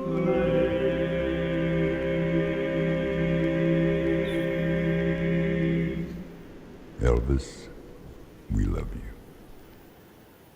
That thing gets me every time, man. Wow. I don't know how you can get through that without being showing some kind of emotion. Just You, the you, beauty of the voices. Like, so who was it? Who was it said up here? There, yeah, Susan said the voices are the instruments, and you're right. That's what we talk about when we do the acapellas. It's just like, it's just incredible to hear the raw. can you imagine hearing that the way Elvis heard them do it in the restroom? with natural reverb. Can you imagine? Oh, because you can kind of recreate that in the studio, but you don't get that. I mean, I've done it. I've heard it. You've heard it too. That natural reverb you get in the restroom, there's just Yeah. something to that. You can't capture that in the studio. You That's the know, one. it That's the wasn't. one sound. Yeah. They, You can't. Yeah, and that's RCA couldn't catch. They had to sit down at the end of the hallway to try to even catch the one that Sam had. But natural echo like that in a bathroom, in a room like a bathroom, is just it's perfect. It's perfect. Now with gospel music, any of this music, it wasn't until the '70s when I really started getting into his gospel side. I knew the gospel songs. I heard them, but they never impacted me the way they impact me now in my later years because we're doing what we're doing. We're tearing them down and we're really listening to the emotion in these songs. And so far, I think the songs that we've done on Inside the Studio, the few gospel ones, what gospel ones we have? Great Thou Art. The emotion just always seemed to be a tad higher than anything else that he's done, with maybe the exception of If I Can Dream. If I Can Dream is the pinnacle.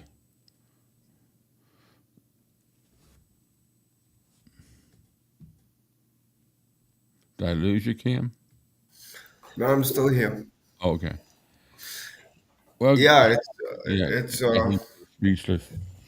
it's uh, it's something. That's something I used to have that in my collection previous, and I remember it's like now again. The first, it's like every time I hear that, it's Yeah. I can understand why they used to go up and sing gospel for hours on end because it does. You literally, it's you go Yeah. into a different world. It's like your entire existence disappears, and you literally Yeah. Life goes. Your earthly life goes away, and you just kind of you're you drift. you're in a yeah. Yeah. The song that really got me focusing was I John. There were three gates in the east. That Yeah, song's the one that got me, and then Run On. And from that point forward, that's when I really started looking into his song. I was like, holy, talking gospel and cursing. Holy crap! There's a lot of great guys, and I really started, looking into him, playing more, and putting him on my playlist. I feel like I lost out all those years. and that it just goes to show the testament of JD's voice too, because even after he passed, Oh, and very the cool. guy and the guys used to sing that song, you can hear straight away that JD's voice not in there. That bass voice with that song particularly, it's just there's something he had a bass voice of note, man. He never he wasn't called the lowest bass singer in the world for nothing, that's for Yeah, sure. very cool, Laurie. Yeah, I John was just a great song. Well, another good documentary. We've had some really good ones. June, the one about June Wanako, the one with the TCB gang up in the suite. We had the story of Elvis meeting Nixon, and we had this one. Very cool. Got some more coming up. Got some really cool ones. I got a BBC documentary that came out in the '80s. It's a two-parter. I'm gonna do that here pretty soon. I'm gonna get it all put together and do it. It's pretty cool. A lot of stuff we've seen, but it's kind of cool to see some of the good documentaries they put out there without throwing in all the, gossip and trash and, things like that. How Yeah, many? Go ahead. Go ahead, Cam.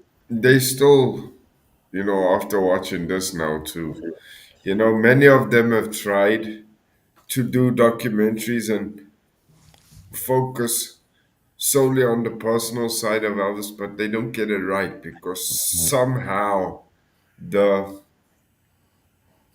the bigness of the celebrity gets entwined with him as a human being. They still, and I know this not a harsh criticism, but it is a criticism nonetheless.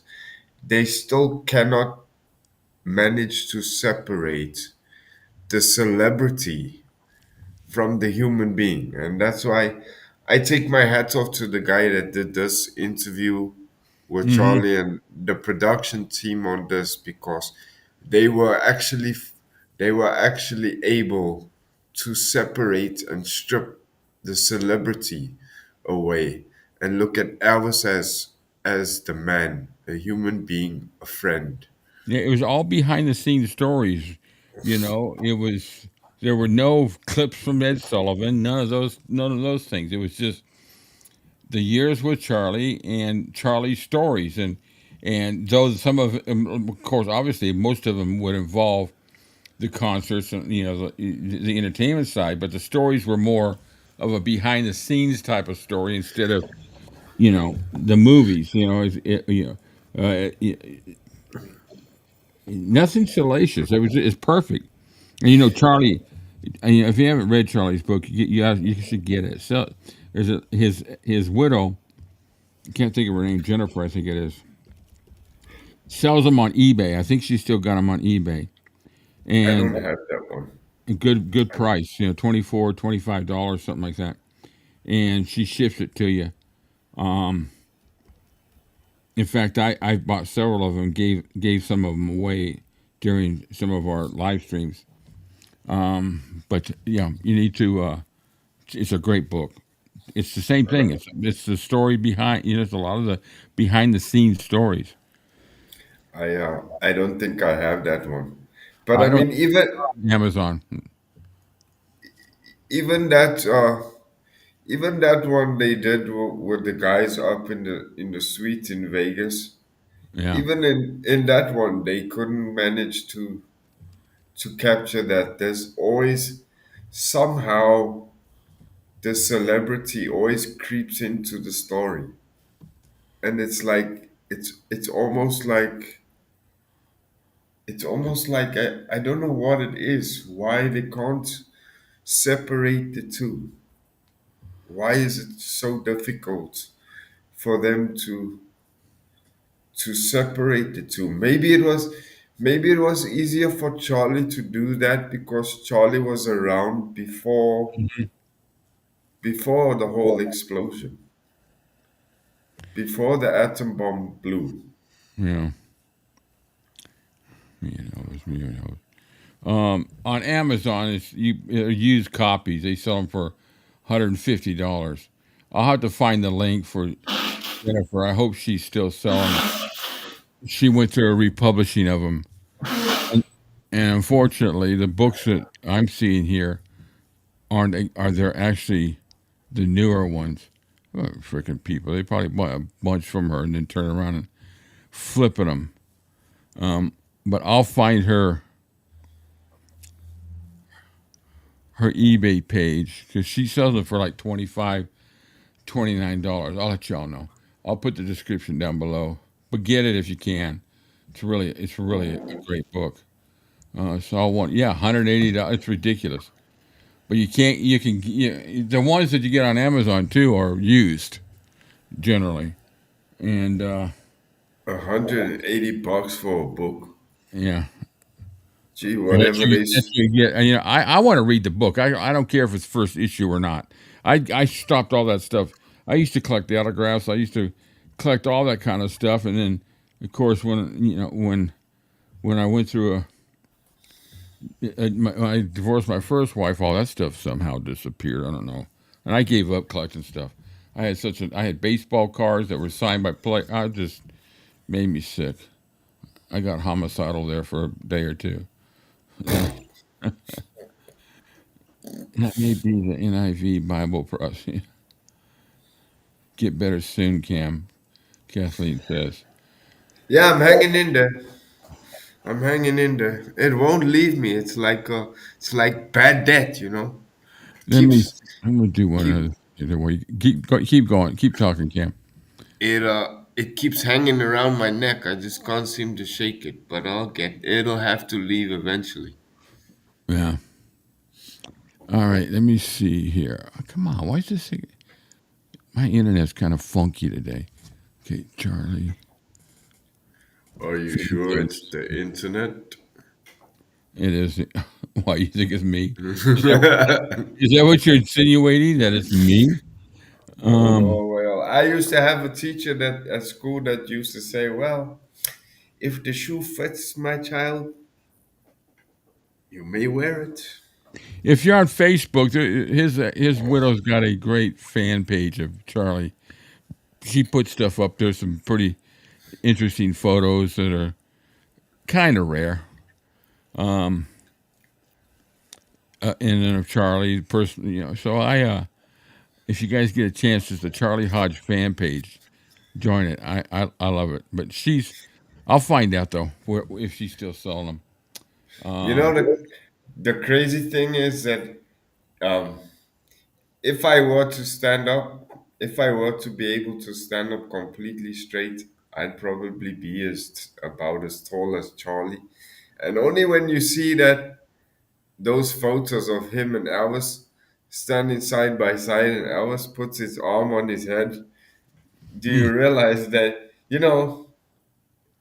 he was actually quite a short ass. He wasn't. He I wasn't think he was really. like 5'4" or something like that. Wasn't he 5'4", 5'5"? Yeah, he was And 5'4". Elvis was 6 foot. Yeah, Yeah. that's quite a big difference. Yeah, if you're not as tall as Charlie, you mean to tell me that I'm actually taller than you? I guess I got to stand up first. Uh-huh. Well, everybody, I appreciate I appreciate y'all joining us. I had fun watching that, and I enjoyed the chat. Really good chat with everybody. That's what we I want don't to know. do. I was separate to the chat. I don't know what everyone was talking about. I was too enthralled in watching the story. Yeah, So I try to sorry, go back guys. and forth, but good old chicken soup or matzo ball. They're giving you suggestions there, Cam. Oh yeah. No, the cough is on its way out. It's just my sinuses. They don't want to open up. They don't want to free up. It's like it's at the point where, and this is not intentional. I'm blowing my nose to try and get my sinuses to open up. But before I know it, I blow my nose, and then my nose is bleeding, and then it's like, oh no, seriously. So, somebody, somebody will log in and say, "I'm sorry, am I late? What's going on?" And we're sitting here talking about blowing noses. What the hell are they talking about? It's funny. The watch party's got some medical aspect to it now. Yeah. Well, Um, that was a great video. I love the ones we've been picking out. They're really good. Occasionally we're going to have a video, though, that kind of gets into the little bit of, I don't want to say dark side, but questionable stuff because I can't watch every video before, but I try to scan through them to make sure. One thing I want to avoid is all the, the attacks on some people. We're here about Elvis and his legacy. I don't care about the defending stuff. I don't care about the all the stuff about Priscilla and all the negative stuff. We'll talk Priscilla, and for those of you who know that I'm gonna take one for the team, and I'm gonna buy. Of course, you guys can buy it too if you want. I'm not stopping you, but I'm gonna get Priscilla's book that's coming out in October, and then I'll read. I do have Elvis and Me. I read it when it first came out. I can't remember what it says in it. So I'm going to read them both back to back, do a comparison, find out where she changes her mind about stuff. Then I'm going to do a show. We're going to talk about it. Anybody that read it can join in, or you guys can just listen to some of the crap I find out. And I just want to do it at one time because, once again, it's still a part of Elvis's life. Whatever is said and whatever is done, is done. We're not going to change anything. I just want to have a good comparison. There's I, there's a lot of great books out there, and even with Alana Nash's book, I'm not a fan of hers, but it's just interesting to have a discussion with some of the stuff that's in there. There are things that are said that you kind of question how much was altered for Flash. You know. Two questions I have to answer real quick. Okay. No, I've never taken the flu vaccine since I was a child. So Yeah. I've never believed in that. And second thing, yeah, I might need an antibiotic, but I'm not gonna pay the equivalent of $60 to go see a doctor and then still No. pay the cost of medication on top of that. So my body, if I cut my finger with a knife, my body repairs itself. So my body's just going to take a little bit more time to get rid of this, but it'll get rid of it I've eventually. I've never had the flu, and I've never taken the shot, and I never took the COVID shot, and I never got COVID. My wife had COVID. My daughter had COVID. I went through all there, but I don't know. The doctors have always said that it seems like when they ask me all these questions, they said you're one of those people that's just kind of immune to stuff. And I said I'd rather have the flu than being in the condition I'm in. But I've been lucky. I've been very lucky. Now there's a measles outbreak going around here, and unfortunately, with my parents gone, and I don't know if I ever had the measles. So if I get the measles, I don't know, but I don't know how I'm going to get the measles because I don't see anybody. And I digress, guys. Now I'm getting to my medical. Sorry about that. That's one thing. That's one thing I never had either. I've never had the measles and I've never had the mumps, thank God. But I had a friend that was 32 years old and he got the mumps. And I tell you something, he said that was the worst thing he's ever had in his whole life. And yet he was still lucky. Even after having the mumps, he was still able to have a child. I He had the was, mumps re- when I was a kid.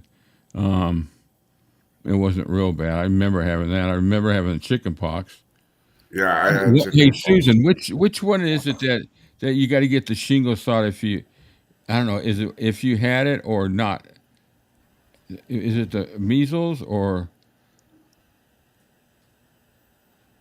I can't remember what it is. The shingles. I know my grandmother got the shingles. And, I don't even I don't even know what the shingles are. I've heard of it, but I don't know yeah, what it I, is. I hear it's really painful.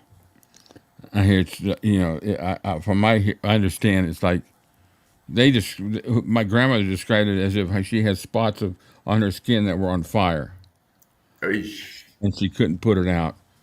Ooh. Susan, my husband, has had shingles twice. He just had it a couple. Oh my God! All I know is that's all I've heard is it's just negative. But I believe I've had everything. I know I did have a lot of.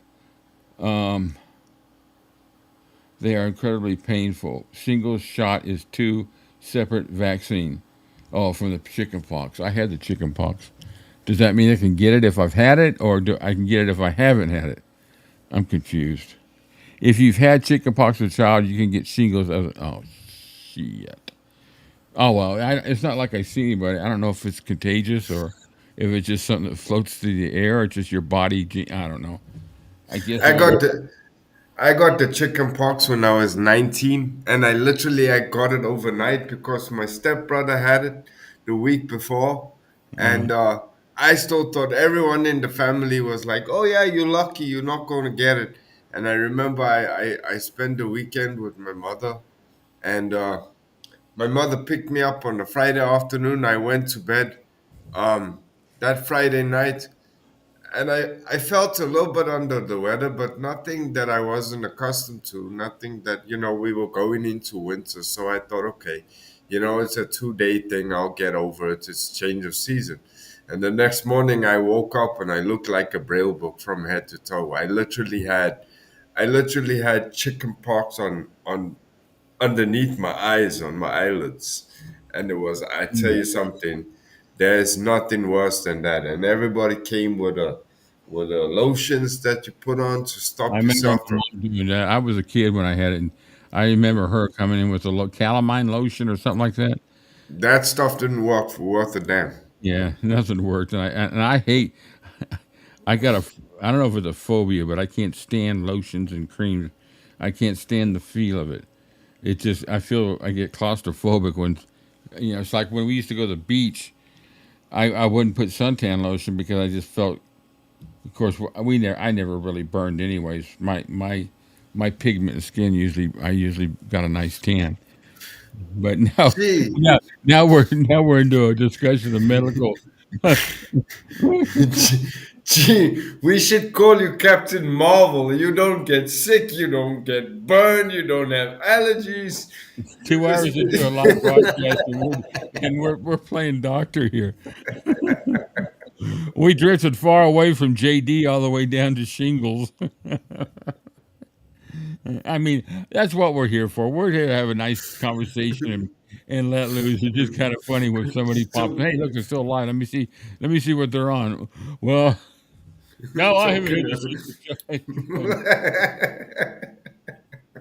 Oh boy, this is fun. That's I what tell like.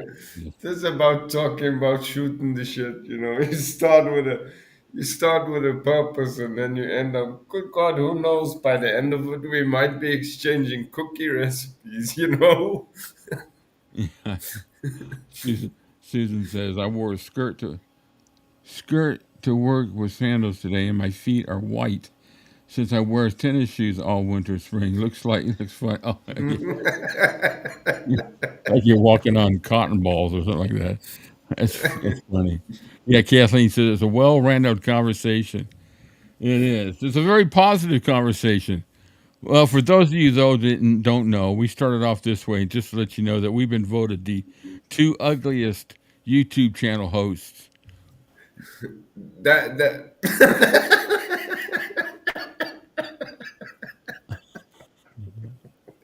Yeah, that is what we've been voted. That's who we are. We had it's Sam on the right, and that's Rick on the left. Well, I'm going to put our pictures up. Let everybody know that we are now the prime. It's just laugh. We had a joke about it. It's so ridiculous. Where am I at now? Where I got that? I got. There we go. We're having too much fun here. Oh God, from the ugliest to goofy. Yeah, I know. See, Cat. I have flip flop tan feet now. Oh, I tell you, I gladly accept my award, my compliment. Nobody could have given me a higher compliment. Whoever gave me that compliment out there, thank you very much. That was see, Cat. There was no poll. The guy that did it does no polls. He makes the decision. So he decided that we're the two ugliest hosts. Which is kind of hilarious when you take a look at him and his flopping toupee. We just had to have a laugh. It's what's that junior high, middle school humor? My daddy can beat up your daddy type of stuff.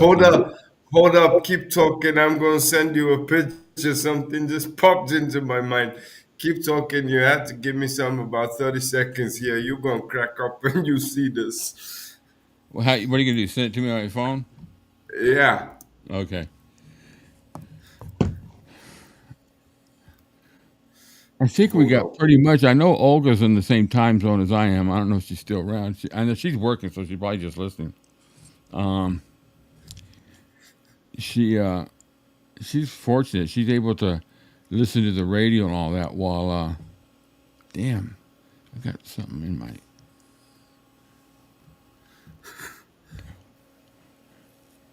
See, he waited for like 10 days and it wasn't getting better.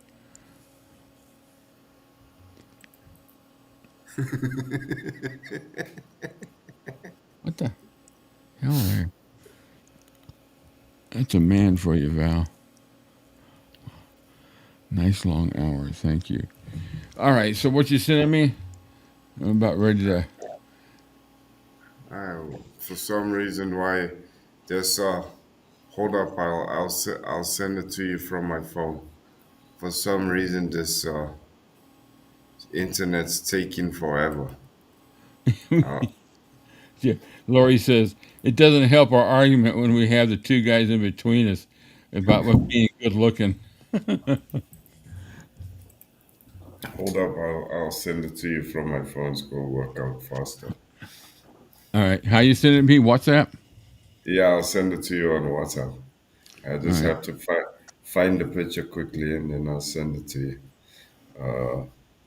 You need to put this up. It's gonna be quite a. When you see this, you'll get my sense of humor straight Now, out. our next watch party will probably be at noon, and so we'll catch a different group of people. We'll probably be able to catch. It depends on what day of the week we do it. If we did it, we can't do it at noon. We're going to overrun Rich's show and all that, and our inside the studio. So we got to really take a look at our schedules to be able to do that. And then we got some book reviews coming out. We're going to continue with the Colonel Parker one, and then we've got Last Train to Memphis. We're going to try to finish that this week. All right, let me do that. Open that. Oh, geez, who the hell is that? That's it. That's him on a good hair day. Okay, so hold on. I got to figure out how to save that. I guess I have to save it here. All right, so Cam. Okay, download. Save the downloads. Okay, let's see if I got it. Do-do-do-do-do-do. There it is. Not WAP. Doobie-doo-doo. Close that. All right, so this, from Cam. Now, what is this about? This is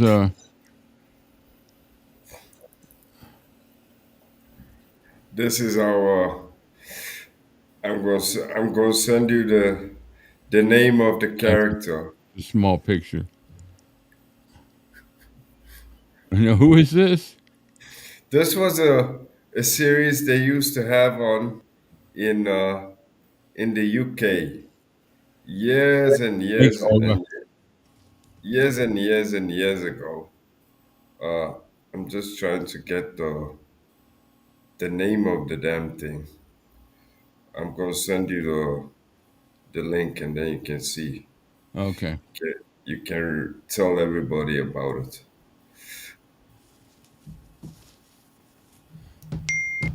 Okay. We save link images. Warzel Gummidge. What a Yeah. freaking name.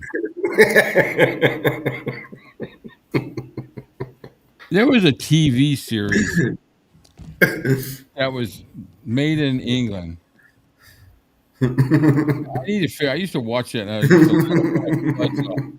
But there was a TV series about these four guys that lived together. Uh-huh. One had really long hair, and God, I got. If anybody knows what I'm talking about, Warzel. What a name! I can't think of the name of those guys. Scarecrow. I used to call him a scarecrow.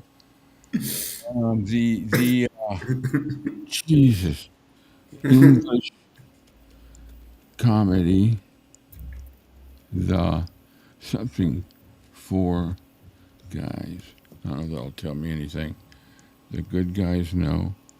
The young ones. The There young was a ones. series called The Young Ones. It was absolutely hilarious. They do some of the stupidest stuff. I have to get that out. It's not Billy Hill. Billy Hill. You're talking about Billy. You're talking about. I know Benny Hill. Yeah, Benny Hill was pretty funny. Don't you have any cute pictures of David Duchovny? Well,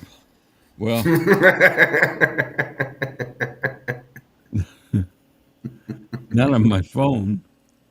No, I hope not. I like David Duchovny, but I don't have any cute pictures of him that I know of. That's funny. I remember Captain Kangaroo, Mr. Green Jeans. I used to watch him all the time.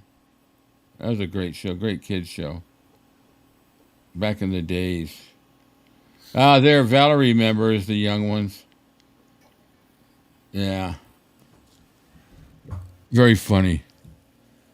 little the humor you got is an acquired taste for the humor. Oh, okay. Purple Green X Files. Yeah, here's for Valerie right here. Are you gonna play or not?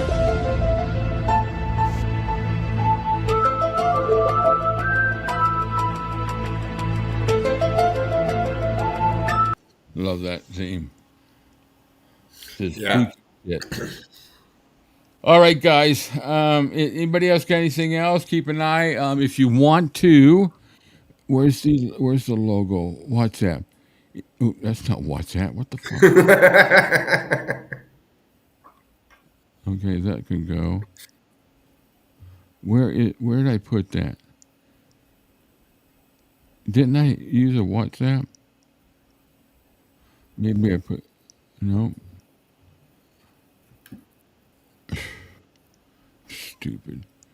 I put it in the scene with us. What's that? The WhatsApp, yeah. To join Oh, the barcode. Yeah. You save that in your Yeah. documents. Yeah, let me just add the new layer. Media files. Here we go. All right, guys. So if you want to join the chat, here's the scan for WhatsApp. Join it. It's free. Get WhatsApp. It'll be I send notifications for everything. I'm starting to, so everybody's aware of it. They don't get the notifications from YouTube. But anyway, the other link will be inside the description down below. I'm probably going to have several different links to put down there. All right, good watch party. Had some good stuff. I got more stuff coming. Just keep an eye out for them. Thanks for all the chat. It was fun chat. We digressed a lot, and that's fun. It's fun to do that. Yeah, we do. We doing we still on for recording inside the studio later. What's today? Wednesday. I'm gonna sure as hell try. I got to get that all together. Yeah, we should be able to do it. It'll probably be a little bit late, but we'll do it because we're doing 3 songs, maybe 4, from American Sound, and that'll be, you guys will get the premiere on Saturday. Let's see, what do we got? Let's close everything. Thanks, Rick. Thank you. Thank Deb, you, guys. hey, Deb's just popped in. She missed all the good talk about viruses and stuff like that. And she missed the award ceremony too. Yeah. Play it on replay. It's a good one. Especially when you get to the JD part here. Really good. Don't show those yucky photos again because I'll dream about them. That's funny. I probably will too. Yeah, Kathleen, thanks. Good to see you. Heather, great to see you. We'll do some stuff. We'll do some stuff at noon. I think we did this one this time because somebody requested it. Do it this time. I can't remember who it was, but I wanted to make sure that we did it when they were able to get it. So we try to move it around. But other than that, today's Wednesday. This is Wednesday now, Wednesday morning. Cam and I are probably going to record inside the studio for Saturday, and then we'll probably do a book thing on Thursday and maybe Friday. If we can get inside the studio tomorrow, we'll do a couple book things, at least one, because we got a big weekend come up. We got the premiere, then we got the stream. But everybody, thank you. As always. Yeah, we love our subscribers, man. You guys are great. It's all a positive. We try to keep this as positive. I know I digress sometimes because I've got a pain in my ass on another channel that kind of irritates me sometimes. And plus, we got a couple of hypocrites within the Elvis community between us and the rest of us that playing the fence both ways. Come over here and chat you up real nice, and they go over there and badmouth you on the other one. So, I'm debating whether to out them on Instagram but maybe I just let it go, let them make asses of themselves. Oh, no, anyway, man. I'm not one to, if it wasn't a personal attack, I wouldn't care. But when these attacked my wife and stuff like that too, so I'm not putting up with it. I'm going to call them out eventually, but it's not going to be on this channel. I'm going to take care of that on Instagram. Everybody, you guys are not ugly by any means. Nice looking fellas. Well, same to Thank you, you. Val. Thank you. Yeah, I know Cam's really good looking. I can't keep my eyes off of him. No, we have fun. I appreciate that, Val.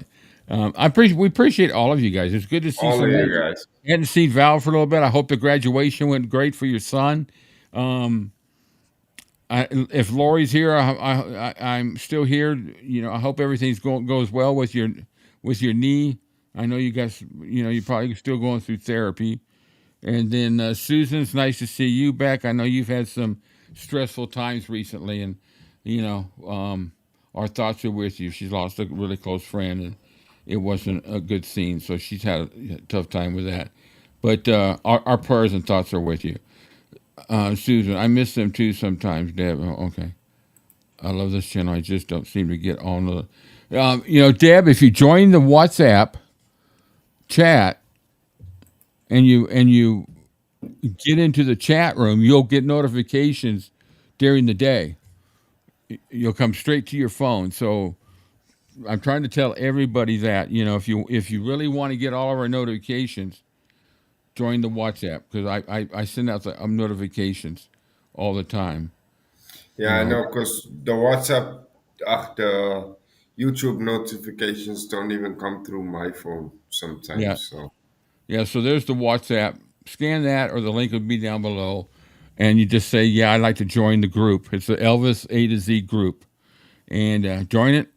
And you'll get all the you know you'll get. Well, we may have conversations now and then. I haven't gotten to that point yet, but you know, it just everybody will get the notification all at one time, which makes it good. it just makes it easier for us to coordinate all the stuff we're doing instead of going to every different platform and sending out notifications there about what we're doing and what time we're doing it. It's just easier to do it one time on the WhatsApp group. Everyone that's on the group gets the notification at the same time. Oh If wow! anyone has questions, uh, you ask the question, everyone gets the answer at the same time. It's just easier for us to do it that way, guys. We love to see the Well, conversations, even though some of them are offline and you guys are talking in between each other. It's kind of nice to see that, you know. And I do monitor it for the sake of some people. We've had issues in the back, but we seem to be able to control that now, you know. Valerie, awesome, awesome. Her son graduated summa cum laude 4.0. wow. Unbelievable. Congratulations, man. I know you got to be freaking proud. I cannot get WhatsApp. How? What? That's strange. Who said that? Heather.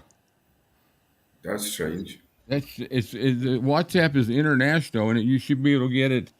You should be able to get it on an Android. You can get it on your iPhone. You can get it on your computer, on the internet.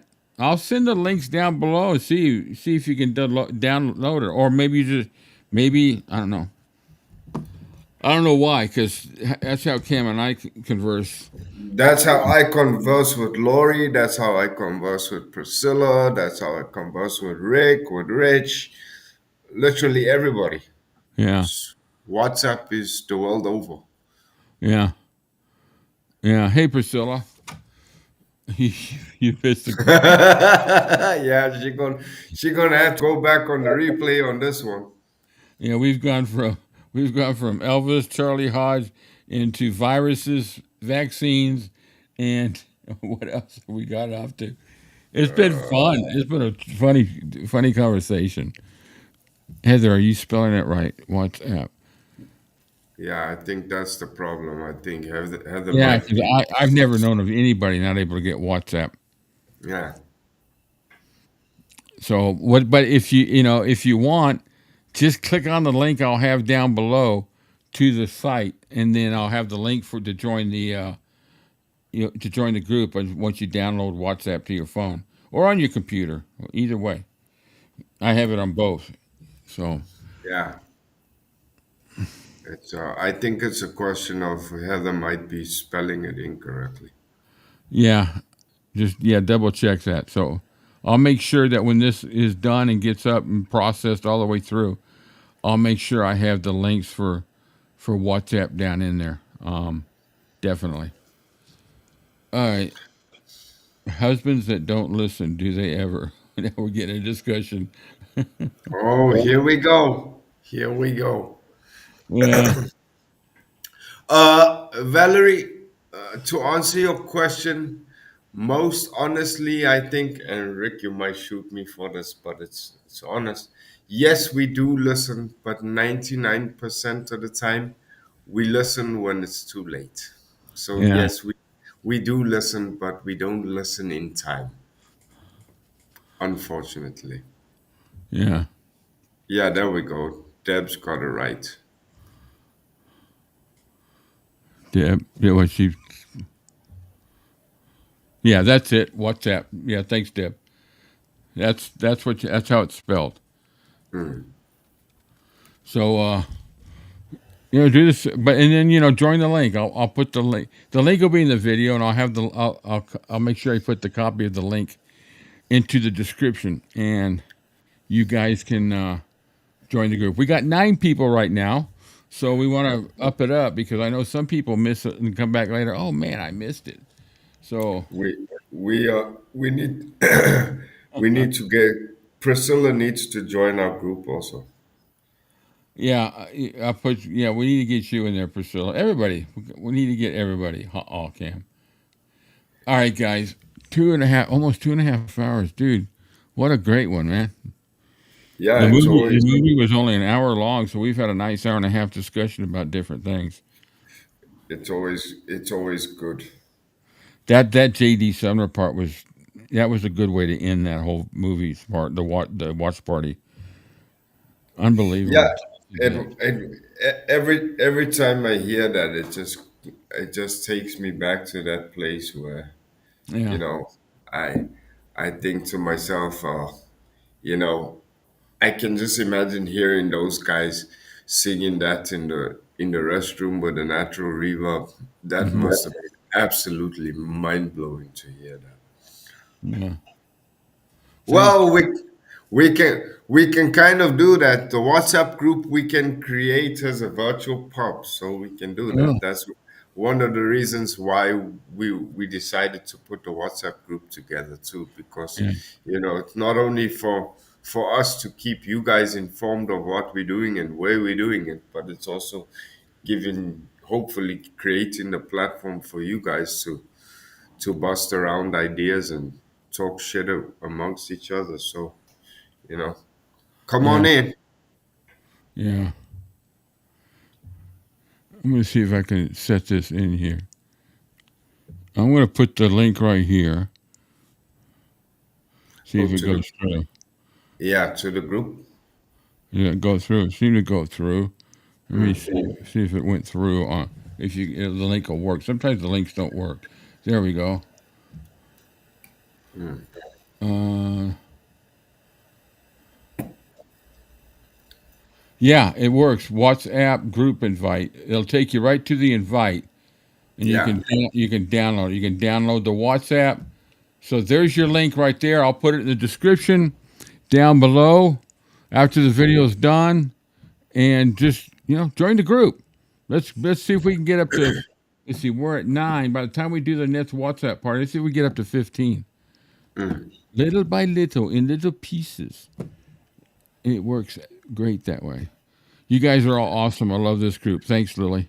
Thanks, Lily. Without you guys, we wouldn't be here. So you guys don't underestimate yourselves too, because you guys are just as important as we are. Yeah, we this is why we do it. Because we look forward to talking to you. We always, it's like there's been a few of you that have been offline for different reasons, and we understand. But we always say, man, we miss this person and that person because we always enjoy the conversations with everybody. And then all of a sudden, there they are, and it's great. We love it. So you guys just keep TCBing, and we will too, and we'll take a look at the next WhatsApp, and then our book reviews, and then we got the big show on Sunday. Rich will probably not be there because he'll be finalizing all the stuff that he's having to deal with personally. He's helping some people move out, and so I don't want to get too much in his personal business, but So he's probably not going to be able to join us. But after that, I think he's going to be pretty much clear and free to join us on all of our midnight shows. So first of all, I'll have to rearrange our screen, which I will be glad to, and then he'll be able to join us more often. Rich is I don't want to say he's an owl. He's up all night, always. So, all right, Priscilla, Lily, Val, Deb, all of you guys. Go, Olga, Kathleen. Who did I forget? Cam, Lily. Everybody. It's easy. It's easy. It's easier to say everybody out there, and I can almost guarantee you, Priscilla's on her way to work. That's why she calls us now. So safe journey to work, and give him hell. Give him the true who you all are. Everyone, wherever you are, whatever you're doing. Thank you so much for joining us. Have a great day, great morning, great afternoon, wherever you are in the world. Thank you guys so much for following us every week. We really appreciate it. All right, y'all have a good day, night, afternoon, whatever your time is. Bye. Bye, y'all.